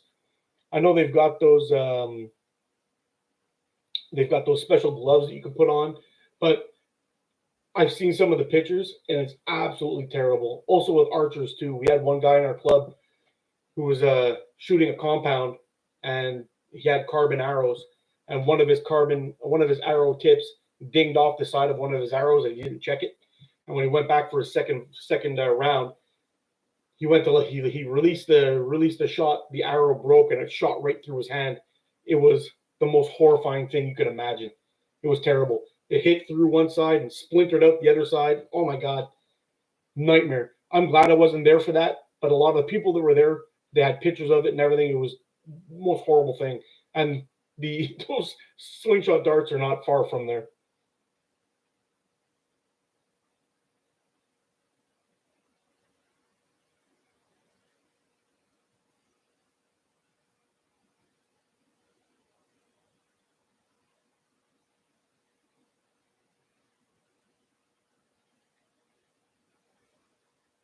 Hey, you too, Chuck and Steel. Good here. It's good seeing you, bro.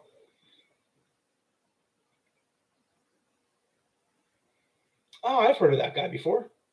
Wayne Bazonsky. Yes, way too scary for me, man. Although being able to go out and do some sling fishing would be pretty cool. I've seen that video of that guy shooting off the bridge, and he's got the reel attached to his wrist. Fires off that shot, thing goes all the way down into the water, and he just hand lines in a fish after. I would love to try that, but I wouldn't be doing it without that dragon scale armor thing that they got going on. There's no way I would try that any other way. I've seen some of Chris's videos too, man. That dude's ballsy. I would never. I don't think I'd ever try that.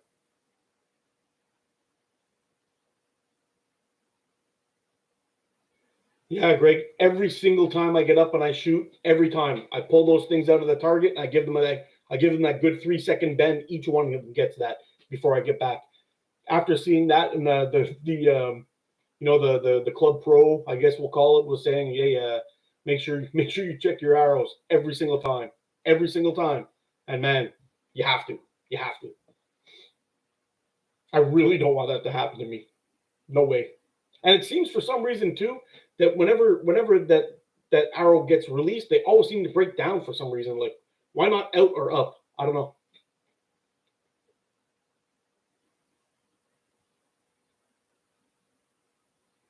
Hey, how's it going, Kevin? Thanks for stopping in. I'm glad you're enjoying the content, man.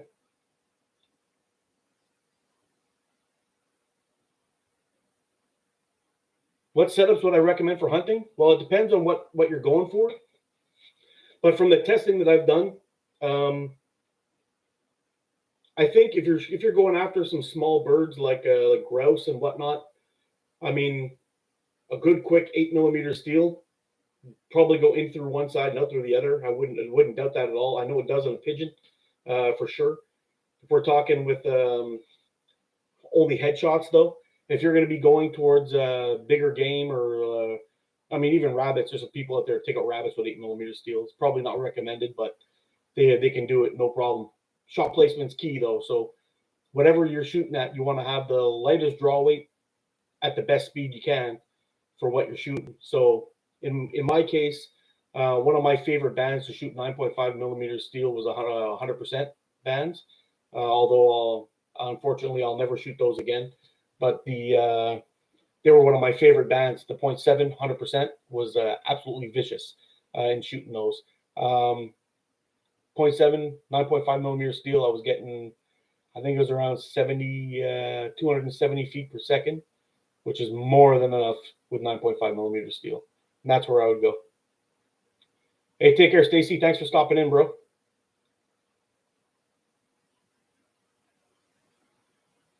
No, I can't.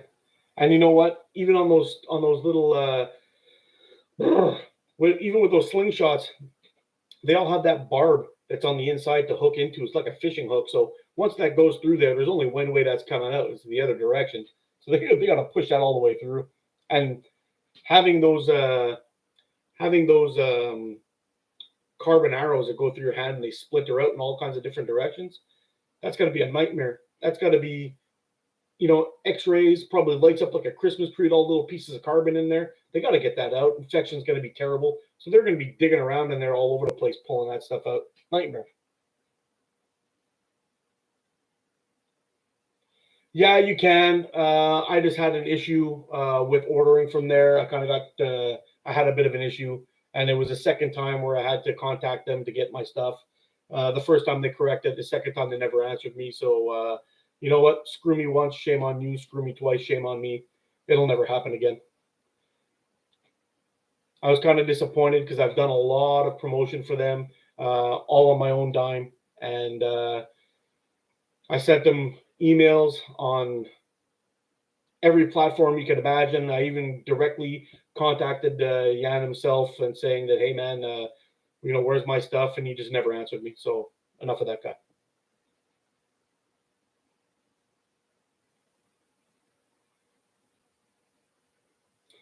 Well, I will say this, Kevin. If you are going to try one of those dart setups, get one of those hand protectors. I'd actually got Chris from Catapult Carnage to test one of those. So I was like, I don't know if that's going to stop that. And he put a couple of shots on it, and it did stop it. So it's still going to hurt like a bastard, but it's not going to damage you any. Yeah, I've seen him. He's awesome, man. Let me show you its features. That guy, he's awesome. He does some really, really crazy stuff.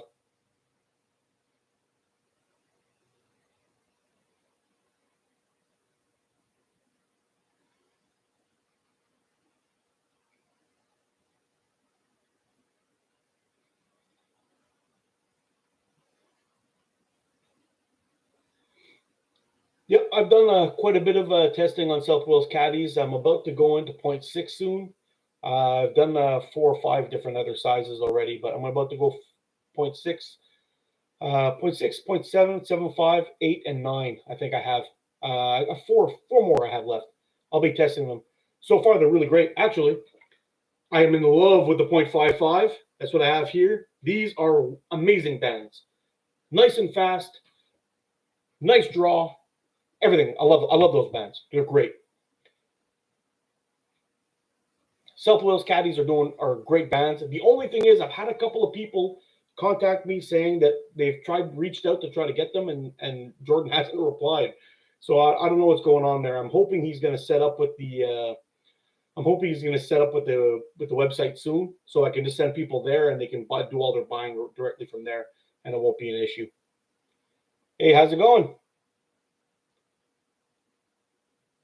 The red is real fast. The red's real fast.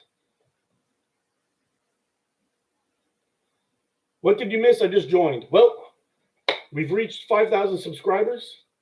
We're going to be doing a giveaway. We're going to do 6 giveaways this year for everybody on the channel. Not everybody on the channel is going to win, but for everybody on the channel, I'll explain why I'm saying that in a minute.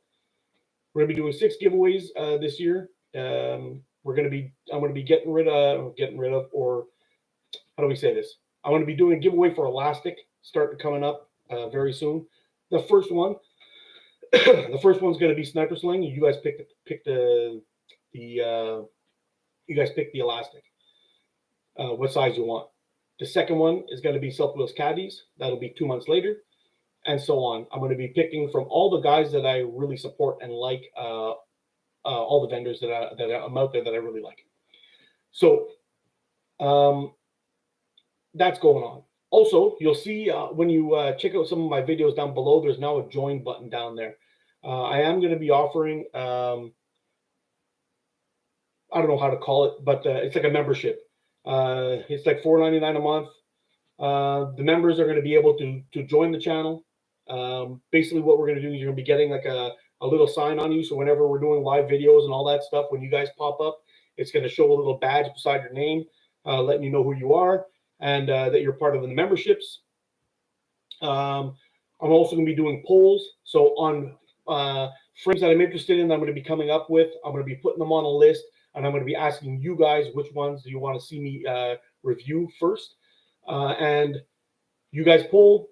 Whatever you guys say is it gets the most votes from the members will be the next frames and things like that I'm going to be reviewing.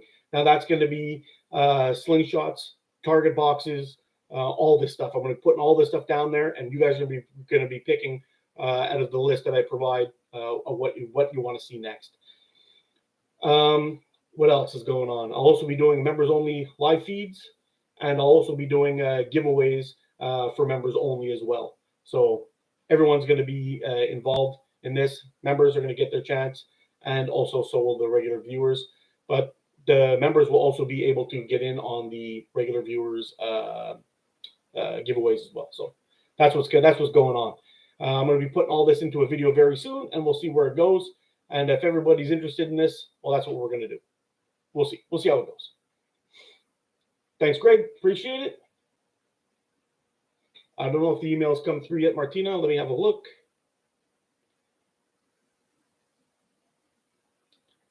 I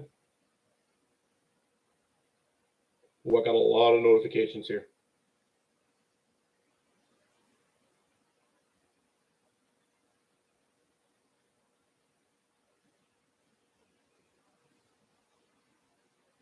I got it. It came in. I'll check it out in a few minutes.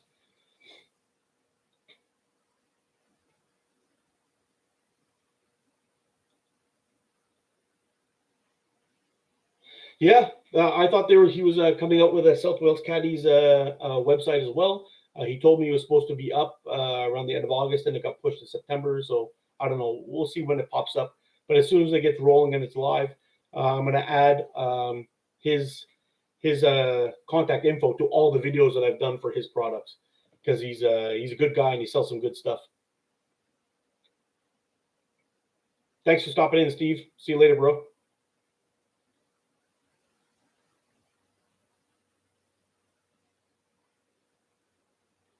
Yeah, we'll see. We'll see how the membership thing goes. I know YouTube was saying to everybody that you're not allowed to do giveaways and whatever it is for only one people if you got memberships. But fuck it, I don't care. I'm doing it.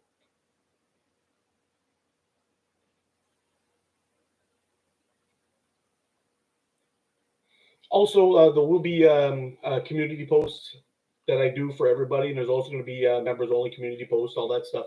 So anyway, there's going to be a bunch of stuff that you guys are going to be able to get if you're interested in that, and we'll see how it goes. But once the whole thing starts going and all that stuff and gets rolling, the more money that I have coming in, the more stuff is going to be going back out to you guys.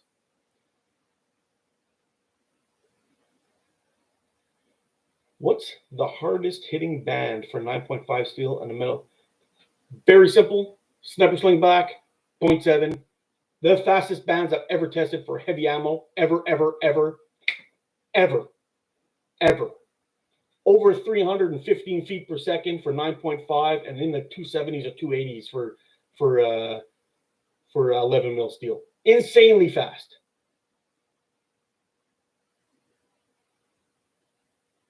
That's what I've tested so far. I have some other ones. I got some South Wales Caddies to test out. That's 0.75, 0.85, and 0.9, somewhere around there.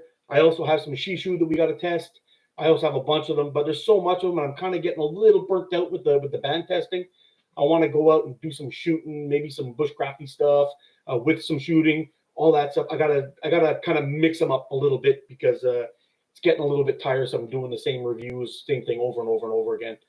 I mean, you guys must be getting bored a little bit, maybe. Be honest with me.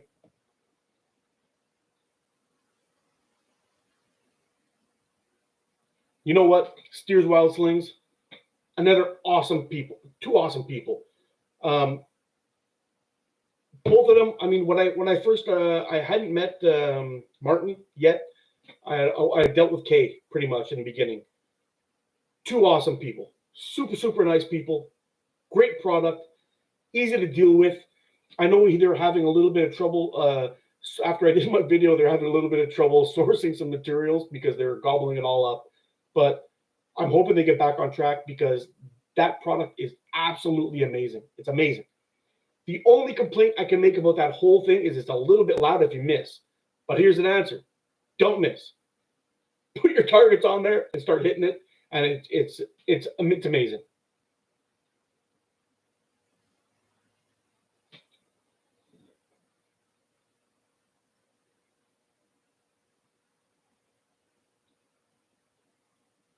I do have more hunting videos.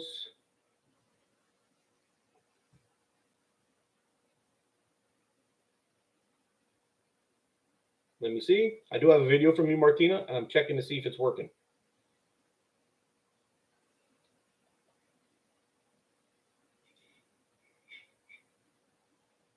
Well, I saw a shot, but I don't know. Oh. Yeah, you definitely got something on there. But if you got some more, send them on in. I love seeing this stuff.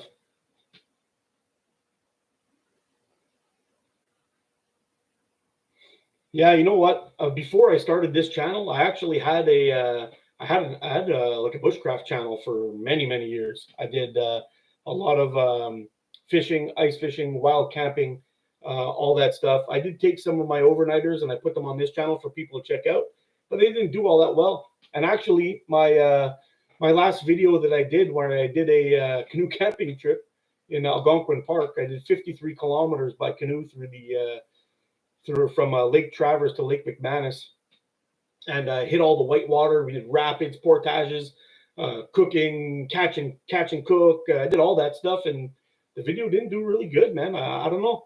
I don't think people want to see that stuff from me. I don't know. I guess maybe I don't know. I mean, I'm really into, one of my absolute passions is outdoor cooking, like cooking over fire. Like I'm really good at it. I probably cook better over fire than I do over a stove. Let me see, just for fun. Yeah. So typically I'll put up a video, and within 24 to 48 hours, I got over 1,000 views. That's pretty much normal for me.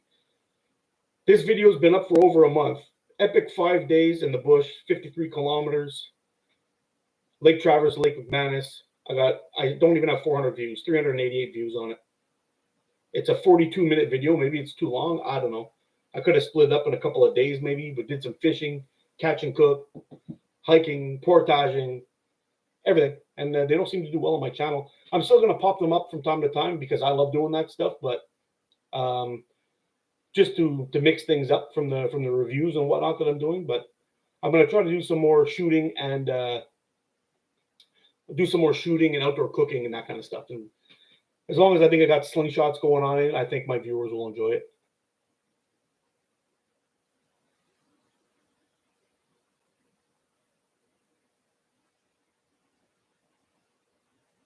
Yeah, Greg, I'm gonna be mixing up just a little bit more coming up. I think what I'll do is I'll get some reviews done in summertime, and I'll spread them out throughout the winter. And then once ice fishing season starts, I'm going to get back out, do some ice fishing, go for some big muskie again this year, see how it goes. I'll also be doing some winter shooting, so we'll get some of that out there. But yeah, I think that's going to be the plan. Where are we here? Yeah, we got it.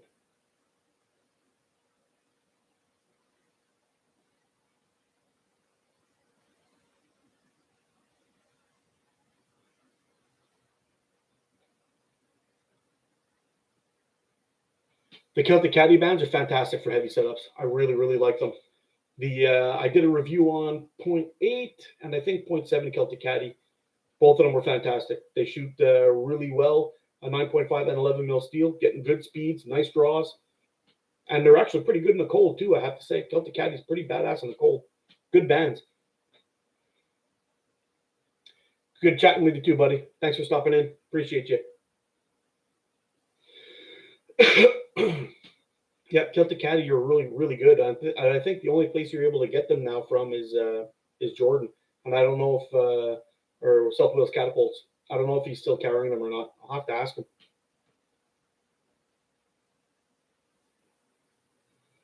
Open tin of ale. Where? Talking about this thing? These are actually bands. These are bands. Yeah, and I've got a little guy here. No open tin of ale. Unless there's one behind me somewhere that I left behind me. Nope. Nope.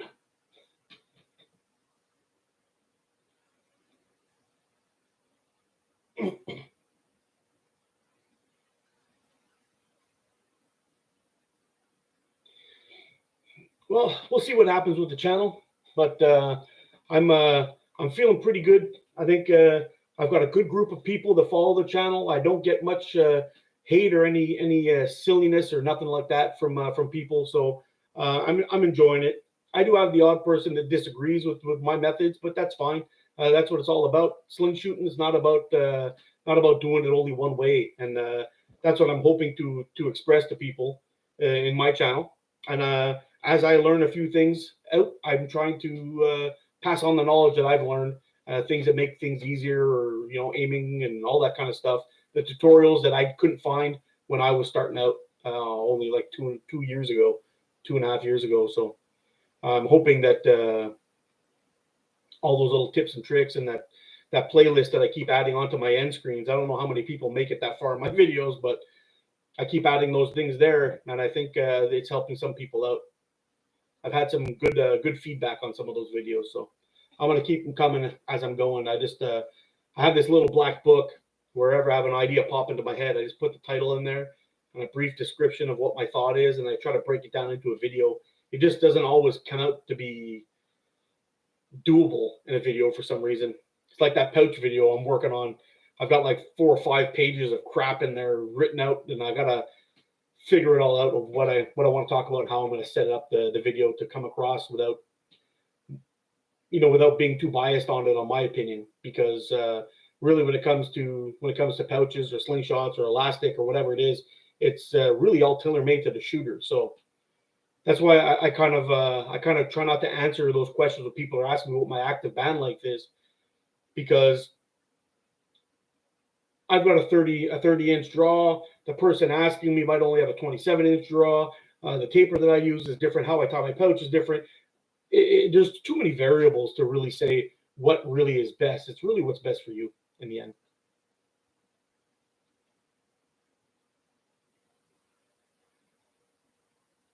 Best pouches for 11 mil steel and 9.5 mil steel is one that feels good for you, bro. Really, that's it. I prefer, because I don't like having such a big lump in my hand when I'm shooting bigger ammo, I tend to use pit locating pouches, only because it makes my grip smaller, and it makes the ball feel more flat in my hand. So when I'm putting the ball in the pouch, I have a certain width that I like on my finger. I set it up.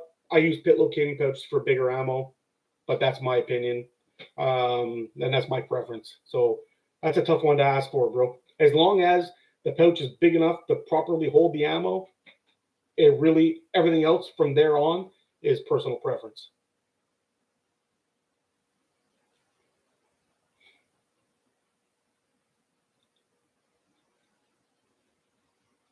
Yeah, you see, that's what I used to do on my bushcraft channel. Is I'd go out, do a little bit of cooking, build something like I don't know, a tripod or some kind of cooking thing. Like on this channel, actually, I have a review for the Hultafors Halton hatchet, and you'll see what I do there. I do some talking about a skill, how to use the axe safely.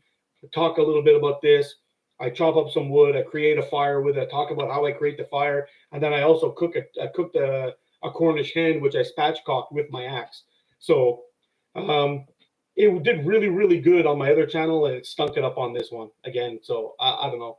I had like a 20 or 30,000 views on my other channel, and this one I don't even think I broke 1,000. I don't think so.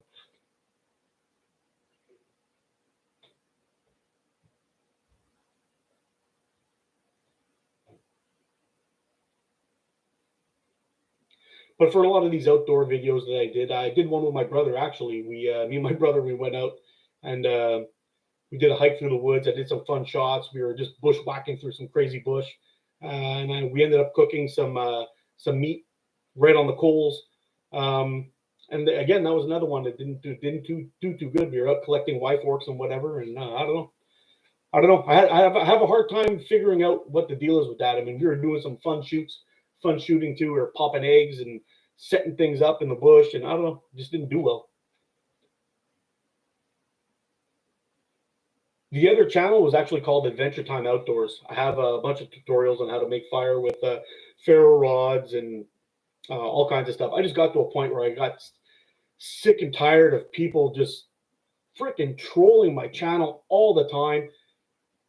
It always seemed, because there was this guy that's out there. You probably know him. A bunch of you probably know him. Was Dave Canterbury. And let me tell you, he's an awesome dude. He really knows his shit. A lot of people that follow him to a cult-like thing. It's just like off the hook. Now, I did a video where I tested one of the knives that he had on his website.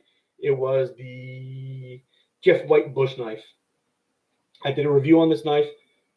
The knife was not a good fit for me. I gave it a 7 on 10. The amount of hate that I got was unbelievable. I showed up on a Pathfinder Learning Center. I ate shit. People were spamming my emails, going after me from all these Pathfinder people that were out there. Just attacked me at any point, and it just got to be too much. And I don't know when the bushcraft community turned into a bunch of douchebags, but I was like, you know what? I'm out. And I stopped making videos for the channel about two 2.5, 3 years ago, and that was it. But my channel was called Adventure Time Outdoors. This channel, ATO, is actually Adventure Time Outdoors with just each a little letter. And it was my son who came up with the name. When my son was just a little fella, I used to take him out and I'd teach him how to do stuff. We were collecting plants and mushrooms and all this other stuff. And I was teaching him all this stuff. We were building a camp so we can go and hang out and cook and have fun, and we'd throw a ball around or whatever. And we made a bench and a tripod and a thing to make a hammock chair and all kinds of stuff. Anyway, we were doing friction fires, hand drills, all this stuff. And anyway, I had a lot of fun doing that channel. It was a great time, but I just got fed up of the constant attacks. If I didn't do it the way one teacher did it, I was doing it wrong. If I did it the way another teacher did it, I was doing it wrong. If I batoned with my knife, I was doing it wrong.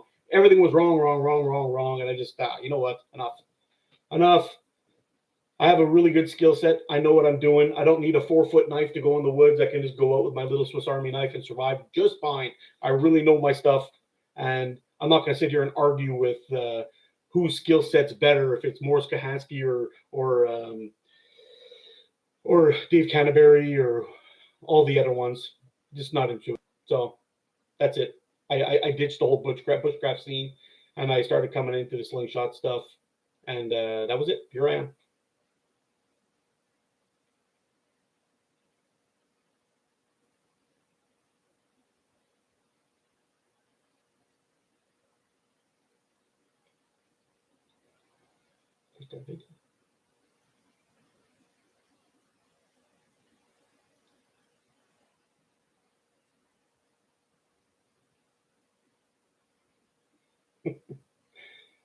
Yeah, tell me about it. Yeah, you know what? I think I agree with you there, Greg. I think the catapult community is probably the best there is. Some of the nicest people out there. Everyone's willing to help and talk and be civil about stuff. I mean, I've seen people have disagreements, but it doesn't go into a complete batshit crazy insult fest, which is pretty cool. I'm digging it. And that's why at the end of every one of my videos, I always say be good to each other, and I'll see you again soon. That's why I do that. There's too much trolling and crap going on. I just don't dig it. I'd much rather be hanging out with my buds, talking about this like we are right now. Sitting around a campfire somewhere, having a beer and a good chunk of meat, and just having a good time shooting stuff. It doesn't get better than that. It really doesn't. Yeah. But I think I will start mixing it up a little bit more, trying to get out to that wood spot. I mean, that spot that I go to is actually a really big chunk of woods. There's everything in there from moose down to squirrels. There's everything in there, and we've done quite a bit of videos in there. But right now they're tearing up all the road in there, and I haven't been able to get in there without taking like literally a 5-minute drive, and it turns it into a 40-minute drive trying to get into that spot now. So.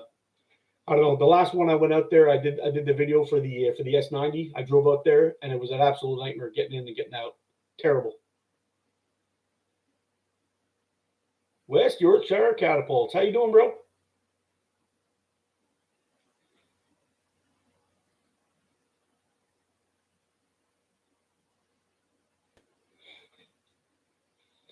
Yeah, so that's pretty much it. That's pretty much where the ATO came from my channel. And when I was taking my son out there, my son would always say to me was, hey, Dad, you'll be going for adventure time today.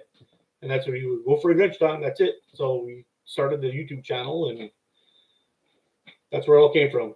And then when I started ATO, I was going to use the same thing, Adventure Time Outdoors, but I was doing more slingshot stuff. I wanted to keep the name. It's kind of nostalgic for me, so I just dropped it down to the ATO. Anyway, long story short, there it is. That's it.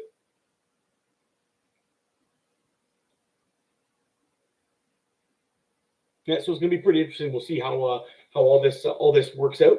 But hopefully either tonight or tomorrow. I don't know how I'm going to do with the time, but we're going to have to work out. We're going to do the announcement for the channel and the membership thing and the giveaway. That's all going to be coming up early this week. And then I've got that Jinpu band we're going to have to check out. I've got some 0.5 Jimpu. This is 0.45 on this guy here, but I got the 0.5 Jimpu set up on what frame do I have it on? I think it's my Beagle from Prime 4 Catapults. I'll get that video done, and then the next video after that's going to have to be an outdoor video of some kind. I don't know if it's going to be. We'll set up a shooting range out in the bush and do some outdoor cooking or something. Have a coffee and whatnot. I don't know. We'll see. I may mix in some talk about the about different different products also, like maybe talking about a knife or this or that. Or, anyway, we'll see what we do, but we're going to add in a little bit of that in there too, just so it's not going to be review after review or after review. I'm sure you guys must get bored of that, at least a little bit.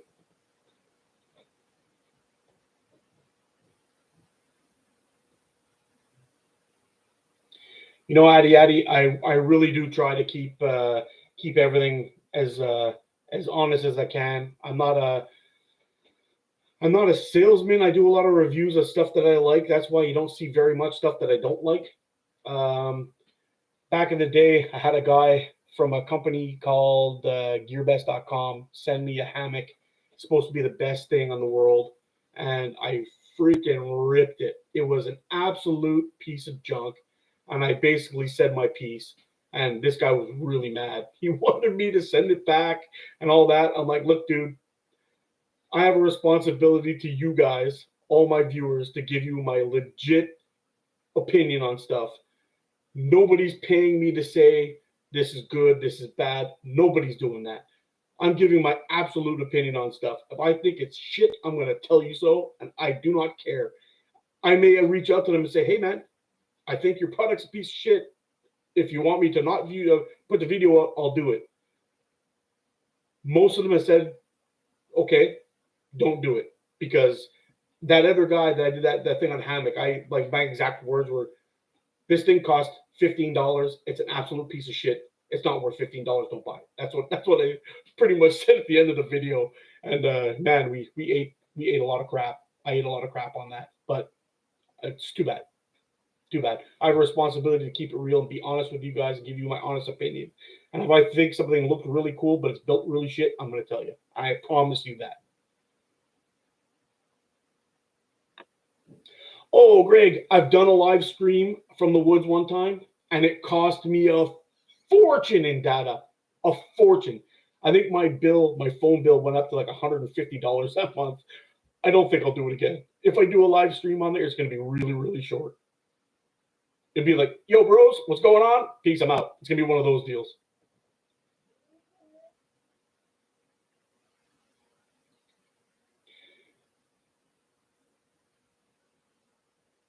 Okay, Bobby. Bobby's a beginner, and he's been shooting for about 2 months, and I've been using a Simple Shot Hammer XT. Getting pretty good with it, and I'm considering of buying the GZK Capricorn hammer. I'm going to warn you on something. Your XT, your Scout XT, how wide are the forks? Because if you're going to switch down to a Capricorn, I think the Capricorn comes in at 80 or 85. It's a huge difference. And I don't want you to get frustrated and be like, hey, what the hell is going on here? If you're anchoring here with your Scout LT or your Scout XT or whatever it was, Hammer XT you have, depending on the width of the forks, if you're anchoring here and then you go to a smaller forks, you're shooting it as your ammo is going to be landing much, much higher. I have a video on this in my quick tips video. Check it out. It's how fork widths affect your ammo, your accuracy. Check it out. It's going to explain everything. That said, the Capricorn hammer, GZK's products and their frames are fantastic. You'll be getting a really good slingshot, but make sure it's gonna fit you, because the forks are really, really short on that frame, and they're much narrower than the one you're shooting now. Just something to be aware of. So if you do get it, there may be many adjustments you need to make to be able to get on point with that.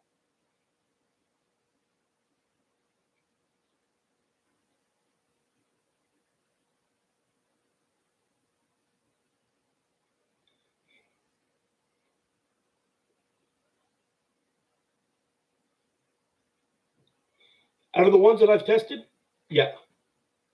Sorry, so overall, the best bands for larger setups is Celtic Caddy, South Wales Caddies, and Sniper Sling that I've tested so far. Yes, they're really, really nice.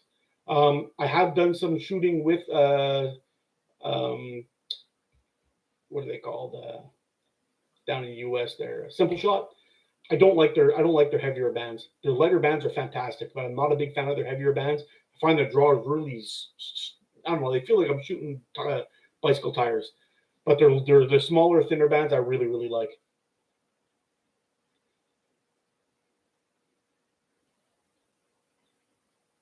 When I'm doing my band setups, my band reviews, I typically shoot about 20 to 30 shots to warm them up before I start going.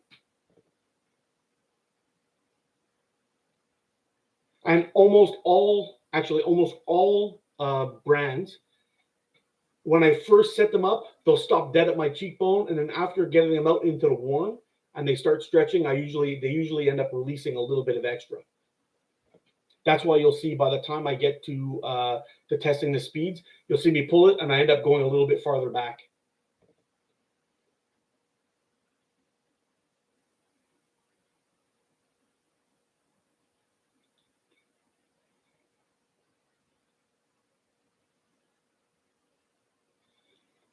West Yorkshire catapults, you're absolutely true.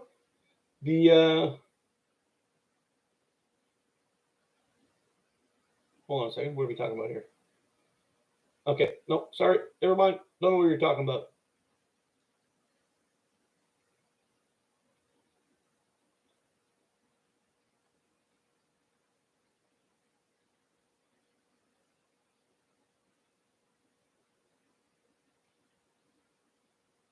Oh yeah, West Yorkshire catapults is right. Not all bands or all makes or whatever add the same or are the same. Many of them are very, very different on how they react in different temperatures, different cuts, all that stuff. That's all personal preference in the end. But how they react, how the elastic reacts also changes from brand to brand. But I have had many of them, once they warmed up, they get a little bit of extra stretch from where I had them set up.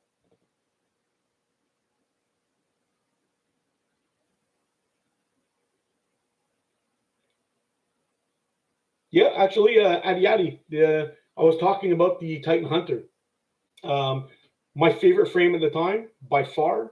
The only thing is when the sun was directly overhead, the way the edge of the fork was highly polished, the sun would hit that and reflect it right back into my eyeball, and I couldn't even see the target. So I took a little piece of hockey tape. There's a Canadian again. Put a little piece of hockey tape on it to blacken it out, and it was fine after that.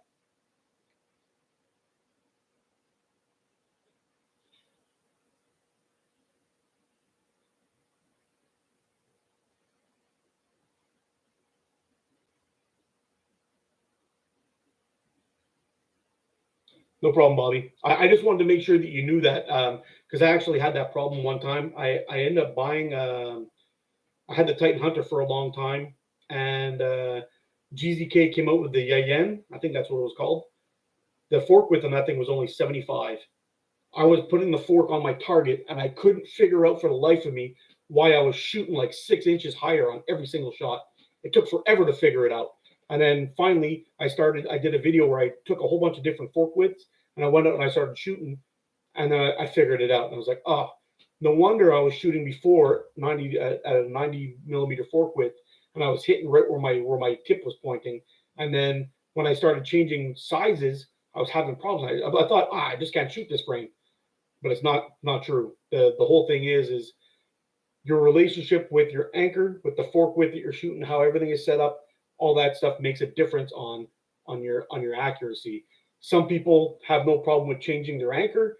I disagree. I'd rather gap shoot than change my anchor. When you start changing your anchor, you end up having inconsistent anchor problems, which can cause all kinds of other trouble. I prefer to keep the anchor, but again, that goes up to the shooter. That's a personal preference thing.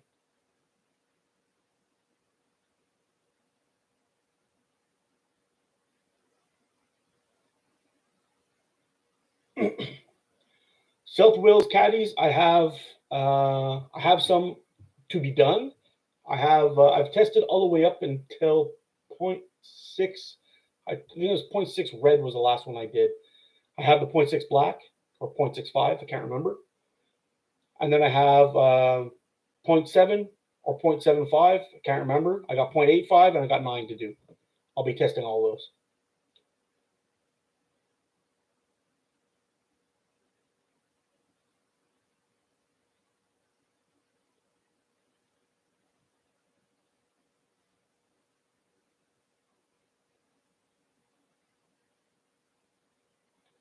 All right, thanks for stopping in, Luigi. I appreciate you, bro.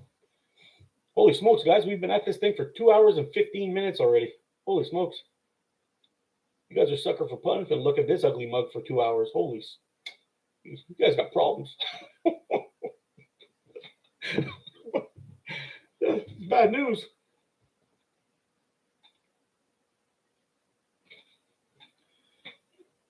Yeah, but for anybody who's starting out here and you have any questions about a bunch of stuff, making bands, all that stuff, I have a playlist called Quick Tips that I have a whole bunch of stuff that's in there that'll probably help you out. I talk about heavy draw weights versus light draw weights. I've got a couple of them about fork gaps, how it affects accuracy.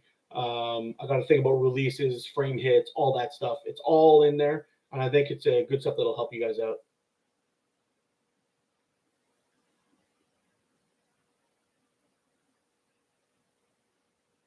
Yeah, you see, Addy, that's the problem I was having shooting TTF. Because typically TTF frames, or the ones that I have anyway, tend to be a little bit shorter in the forks. I usually put my thumbnail when I'm shooting OTT right on the tip of my cheekbone, and I curl my I guess my wrist or my hold around under my cheekbone. So I got like one position here and another one back here where everything goes. That's what I normally do. With these TTF frames, I have to put my anchor so the side of my thumb is actually touching the tip of my cheekbone, and I'm moving it really close to my nose. So actually, when I release the pouch, it almost touches my nose going by, and that's why I brought up that question earlier about if anybody had any issues with longer forks or shorter forks, if it made any difference with if they had any preferences on it. That's why I brought that up. I was curious. I was just thinking about that today, and that's why I was having trouble with some of these TTF frames. That a lot of them tend to be a little bit shorter on the frame on the fork. Thanks for stopping in, the King. Appreciate you, bro.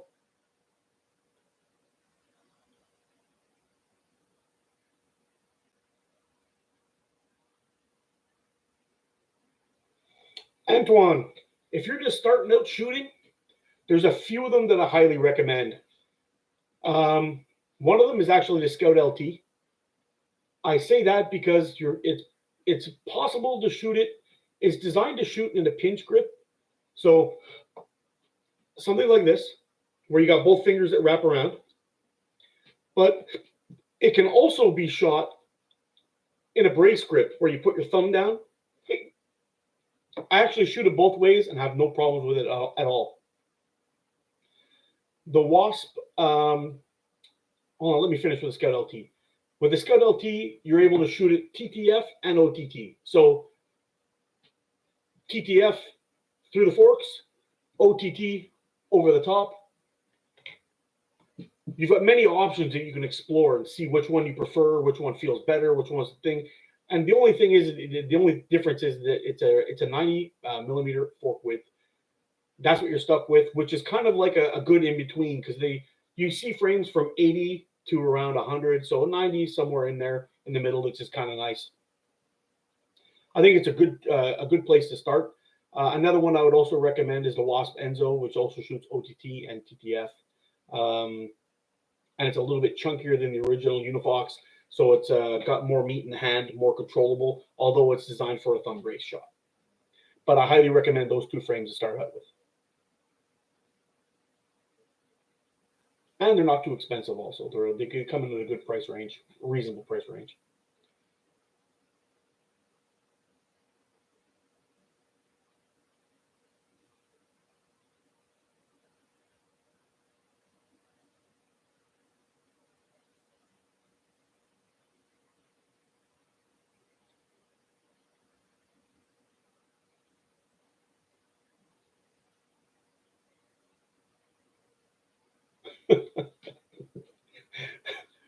Well, I don't know. I don't know what to tell you, Wills. Um, it's true. All of us who are into this sport end up, getting all kinds of stuff, different elastics, different pouches, different slingshots, all that stuff. I mean, I have my favorites that I shoot all the time. Let's talk about it. Sniper Sling Point Yellow 1.5. Sorry, zero point 0.5. Gongchi 0.5. Very, very nice. Actually, these these bands here that I just reviewed are going on my short list. They're fantastic shooting bands. This Slingshots, I don't know how to pronounce that, but in the end, I get these rolls in, and a lot of them I just don't shoot again. I'm not a heavy band shooter. I don't shoot 0.7, 0.8. One of my favorite bands of all time when I'm shooting heavier bands is Precise 0.65. Shoots fantastic. I get good speeds out of it, and the draw weight's really comfortable. The draw is really nice, and they last forever. So I shoot those all the time when I'm shooting heavier ammo. If I need a little bit of extra speed, I tune my bands a little bit shorter, so the stretch is going to be closer to a maxed out. But that's only going to be if I'm hunting. So I don't really care if they're not if I'm not getting crazy longevity because that's not my focus. My focus is to make sure I put a clean, ethical kill on whatever it is I'm going after, and it's going to drop in one. That's it. And if I have a band that's really really heavy and I got a lot of handshake going on and all that stuff, and it's not comfortable for me, it's not worth shooting it. I can't ethically make a shot with that, so it's not really good. I would rather take a point 0.5 bands, tune those up to get some six speeds on those things, and go hunting with those with 8mm steel because I know that if I want to, I can put my shot right in his eyeball and it'll be game over. So for me, that's where I kind of go on it. All those other bands you see, all those heavier bands, I'm just showing you guys. I get those only for you guys to see what's out there because there's a lot of people that ask me for heavier band reviews. I want to see heavier bands all the time. That's the only reason why I get them.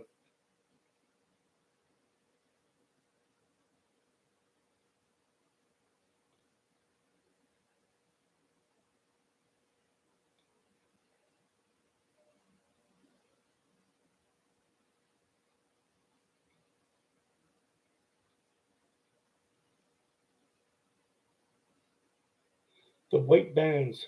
Oh, that's the Gongchi ones. They were coming in at 7 pounds. Yep, 7 pounds, and I can usually get around 6.2 with them if I cut them a little bit longer. The maxed out bands are around 7 pounds. That's the Gongchi bands. Just did a review on those pretty recently too. Actually, they were my go-to bands. Everyone was shocked that I was loving a band that wasn't as fast as some of the other ones. But for me, target shooting, if I'm looking for something, the most important aspect of everything about that band, the most important aspect of it was the draw weight. The most important. Very close second is how the bands feel when I pull it. Very comfortable. And that was it. I think the 9.5 came in at around 240 feet per second, if I remember correctly, with the Gongchi bands. But yeah, but when you're looking at when you're looking at the speeds for the other ones, we were coming in at maybe it was 230, but for the other one, we were getting good speeds with the other ones. The green bands that were see through. That was a 9 pound draw. The green bands with the see through. I haven't checked those yet. Unless we're talking about, I can't remember the brand of it. I've tested so many bad brands, but if you're talking about these ones here, these are the Jinpu. I've done some shooting with them, but I haven't reviewed them yet, so I don't know what the speeds are. I've done quite a bit of shooting with them actually. They're quite nice, but the draw is a little bit heavier.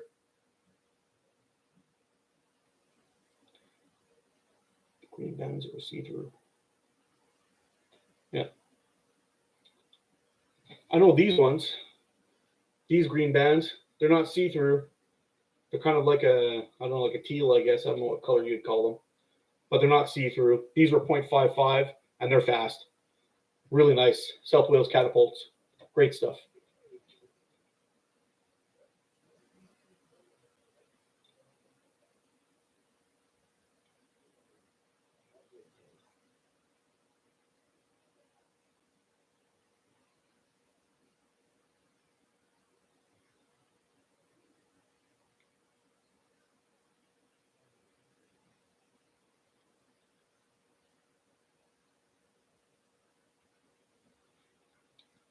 Hey, this channel has absolutely no content. Which latex-free bands are you talking about? Is that the Jinpu? I don't know. They feel different than other bands I've tried.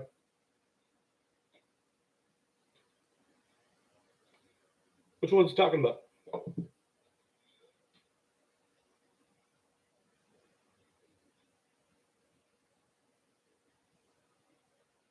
Nah, the airship, I was shooting sniper sling on there, I think. Actually, I'll tell you right now. Pretty sure there was sniper sling I was shooting with.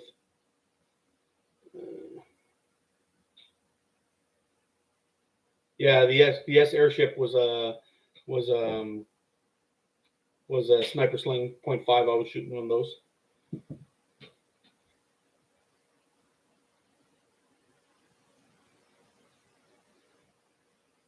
Where do I aim with an over-the-top slingshot? Well, let's take a look. Okay. You see I got that little dot on my fork tip? I actually don't shoot. I don't even use that thing. Right here, hold on a second. Right here at the fork tip, where I have that little point on the fork tip, that's what I use. This thing, if I aim off of this, then I'm actually a little bit too far to the left. So I actually aim with the edge of my fork tip right down here, where my bands. Let's flip it over. Basically, where my bands meet the fork tip, that's where I aim, and that's what I do, pretty much.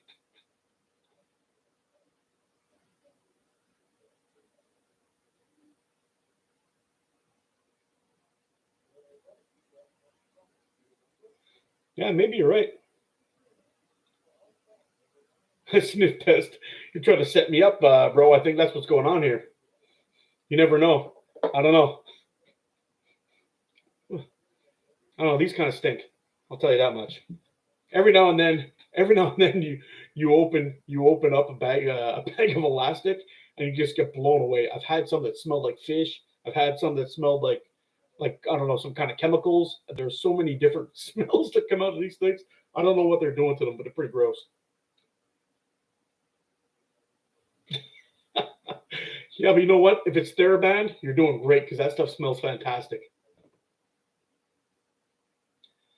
Which frame are we talking about? We're talking about this one here? The one you're asking me where this is from? This is the Cygnus from Prime 4 Catapults. That's where I got this one from.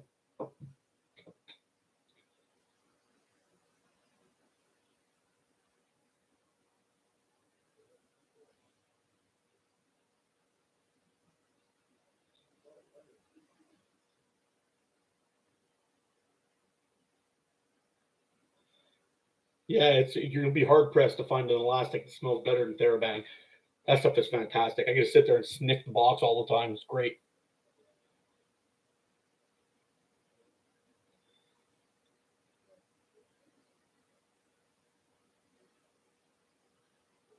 Really? Let's ask everybody in the chat here. What bands do you guys use for longevity? Because I've had actually really good luck with simple shot bands. I've had really good luck with GZK bands. I've had really good luck with Gong Chi bands. And I've had really good luck with a Sniper Sling Yellow. As long as I tie them tight, I'm good. So what do you guys in the chat? Which bands do you find have the best longevity? Let's hear it. Let's do a poll.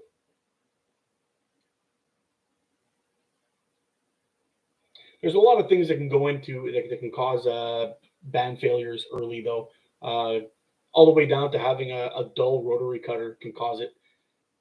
They have some flat spots on there, and it actually pinches instead of cuts. It has problems. There's lots of little things that can cause you issues. You know, tying your pouch on too loose, so when you're pulling it, actually the rubber just kind of rubs against each other as it stretches out until it gets tight. That puts a wear on your under pouch. It also causes issues. Yeah, GZK Orange 0.62. I agree with Greg. It's fantastic bands. I also shoot 0.5. They last forever. 0.62 is actually the bands I started with of Orange, GZK Orange. Fantastic bands. The first time I ever bought bands that didn't come with a slingshot were GZK Orange. And I later tried the green. The green was really good, but then it went from having an elongation of like 6 down to 5.5, and it was bouncing all over the place, and I couldn't get a handle of it, so I stopped buying them. But I still have some orange here. Great. I have 6.2, 6.2, 6.6, and 0.5. Great bands.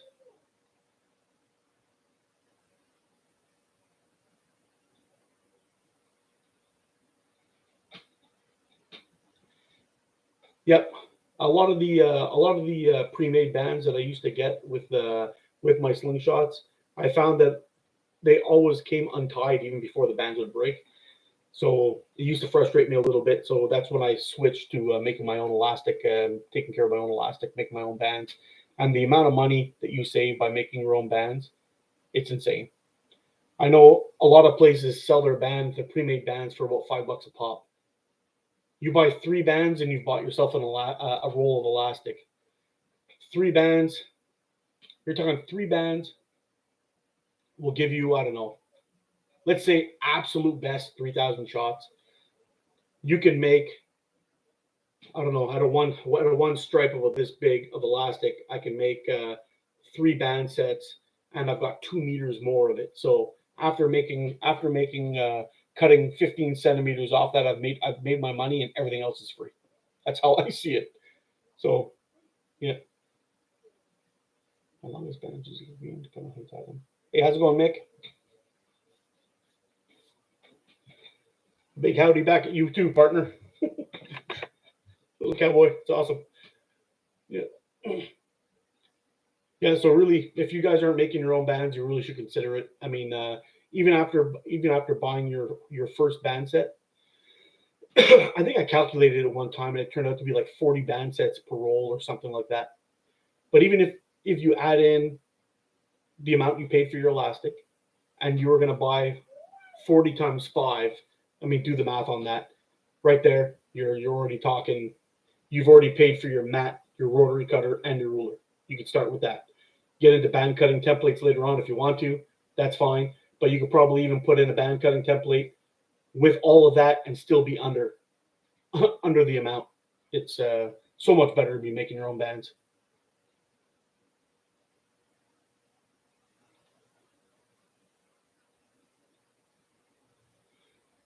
Yep. Michael Hoffman. What do I think about Catapult Carnage slingshots? Any advice? I've reviewed a few of them.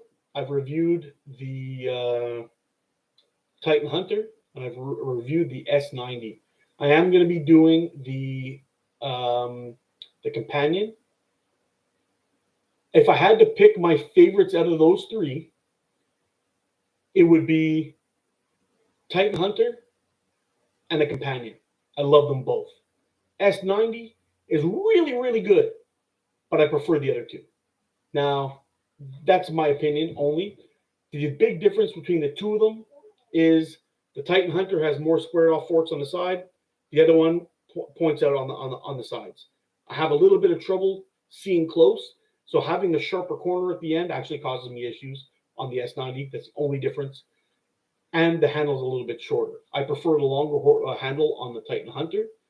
And the way the companion is designed, I can actually get my hand up closer because it's got a kind of like a fatter, I don't know.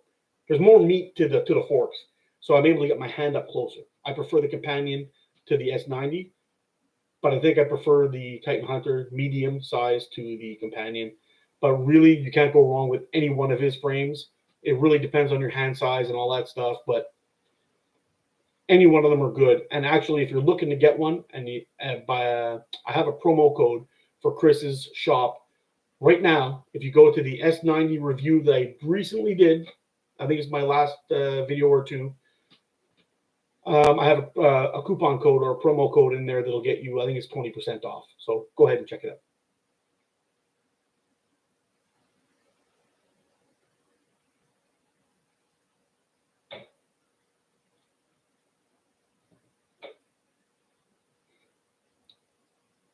Yep, that's true, Greg. I agree 100%. He says the best thing about making your own bands is you can experiment with length, taper, pouches, etc. And really, a lot of the bands that are being sold, they never really ask you what length you want them at, and you won't ever know unless you've actually tested the elongation yourself, figure all that stuff out, and how long and how you want them set up. If they're just coming in at a generic length, one size fits all, it's not going to be good for you. For all of you guys like running out there, if you wear a size 9, how would you run in a size 11? I'm just saying, it makes a big difference.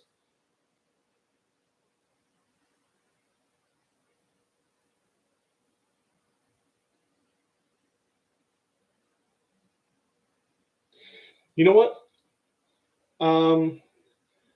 This channel has absolutely no content. He writes Burning Skull White, so BSB, 0.72 as the record for the longevity currently in his opinion. I've had some weird things happen with BSB. I really like their 0.45. They're one of the best bands I've ever shot. Great bands. But even still, for some reason, I'm getting these weird breaks with them, like strange. Normally, when you have a band fail on you, it'll start tearing off at one of the corners and it slowly work its way around until it snaps. BSB is not like that. Anyway, from my experience, not like that. Whenever I've had these things break, they tear this way, like this, coming down. And I always get this little bit that slaps back and hits me in the face. I don't know why they do that, but almost all of them that have failed, all the other bands that I've tried, these ones, so many of the other ones that I've tested, there's something weird about those bands where they break linear instead of breaking in half. I don't know what the deal is, but if we're talking quality of elastic though, BSB white, fantastic. You're getting a lot of bang for your buck out of those. Hey, how you doing, my friend? Thanks for stopping in. Mayo, hopefully I'm pronouncing your name right. I appreciate your support, man.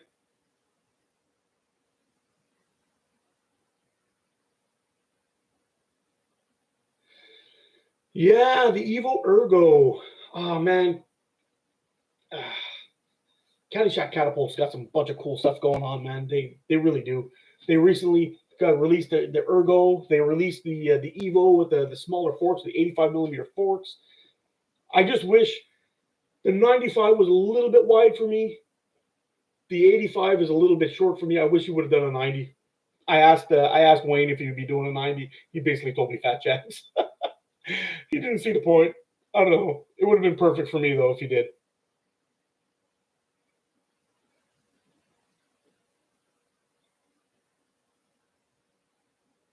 No, I originally, in terms of the BSB, I started shooting those quite a while back.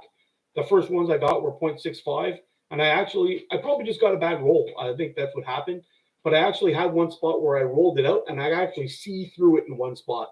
It was so thin, and I was kind of like, "What the hell is this, man? I'm never buying this junk again." I didn't buy it for a long time, and then just recently, I ended up getting the 0.45, and my goodness, I love it. But it breaks weird. It breaks weird. I'm not saying like I get a ton of shots out of it. Don't get me wrong, a ton of shots. They last forever, but they break weird. I get these funny snaps that are just strange. But they shoot great.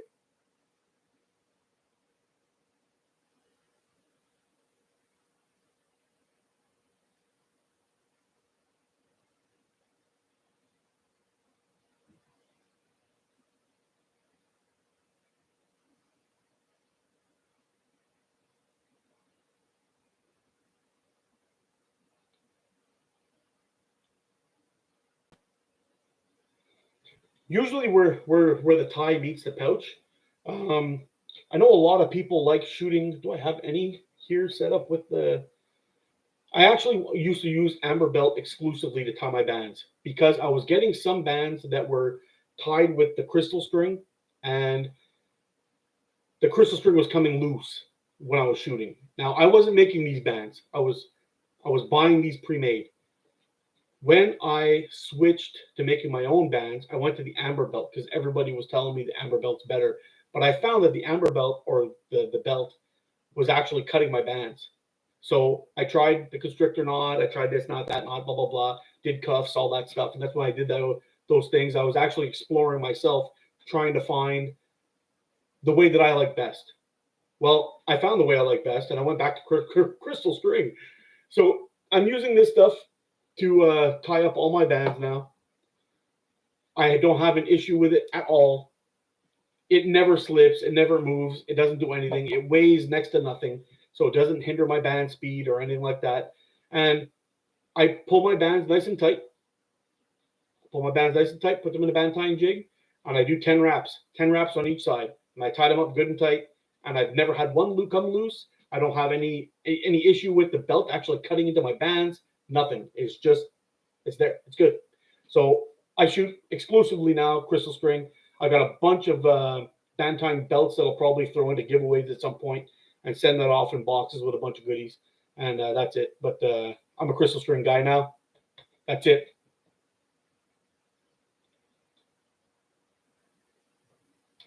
Greg, I'm with you on that. Sunki, fantastic stuff. If I can get 100 shots out of them in cold weather, I'm lucky. But they shoot really nice. Good speeds, nice draw.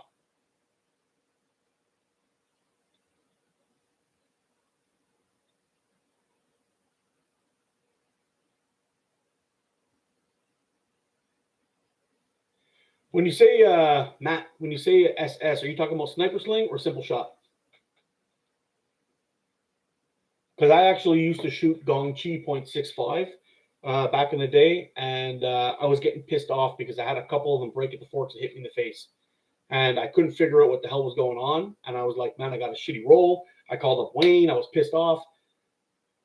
Not called him up. I sent him an email. But in the end, I found out what the problem was. And actually, when I put it into my pocket of my coat, it caught on a zipper and put a little nick in it.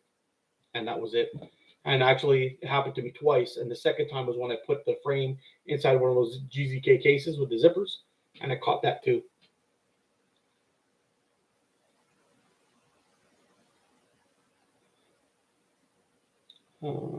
That's why I used the black. Try talking.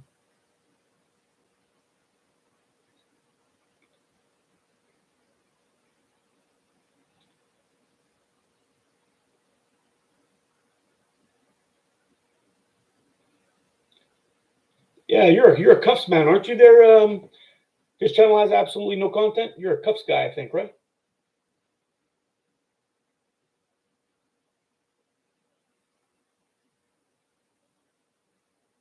What do I think about sport bands of yoga or exercises? I don't know. TheraBand was originally one of those, and in my opinion, they still shoot great. So I don't know. Some people say that they're actually kind of junk or whatever, but I don't know. I've got good speeds from TheraBand, and they shoot nice. You just got to taper the hell out of them, and they last pretty long. But really, in the end, it really comes down, like, we could argue about which is the fastest band or which one longs the last the best or whatever.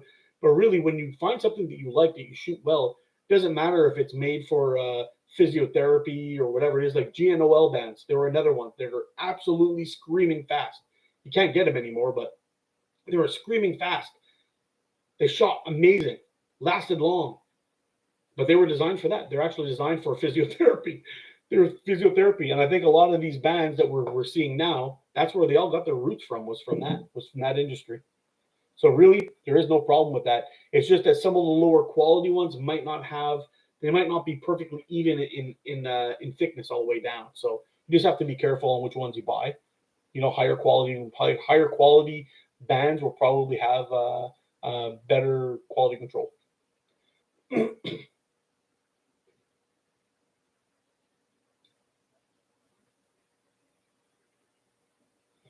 Yeah, the sniper sling, like I'm saying, really having bands snap somewhere in the middle. There's lots of variables that could be there. It could be from your rotary cutters not perfectly sharp. Maybe you kind of stopped a little bit, caught the edge of your template. There's lots of things that could happen that can cause that. But if you're tapering your bands, and like 99.999% of the time, it should break at the pouch end.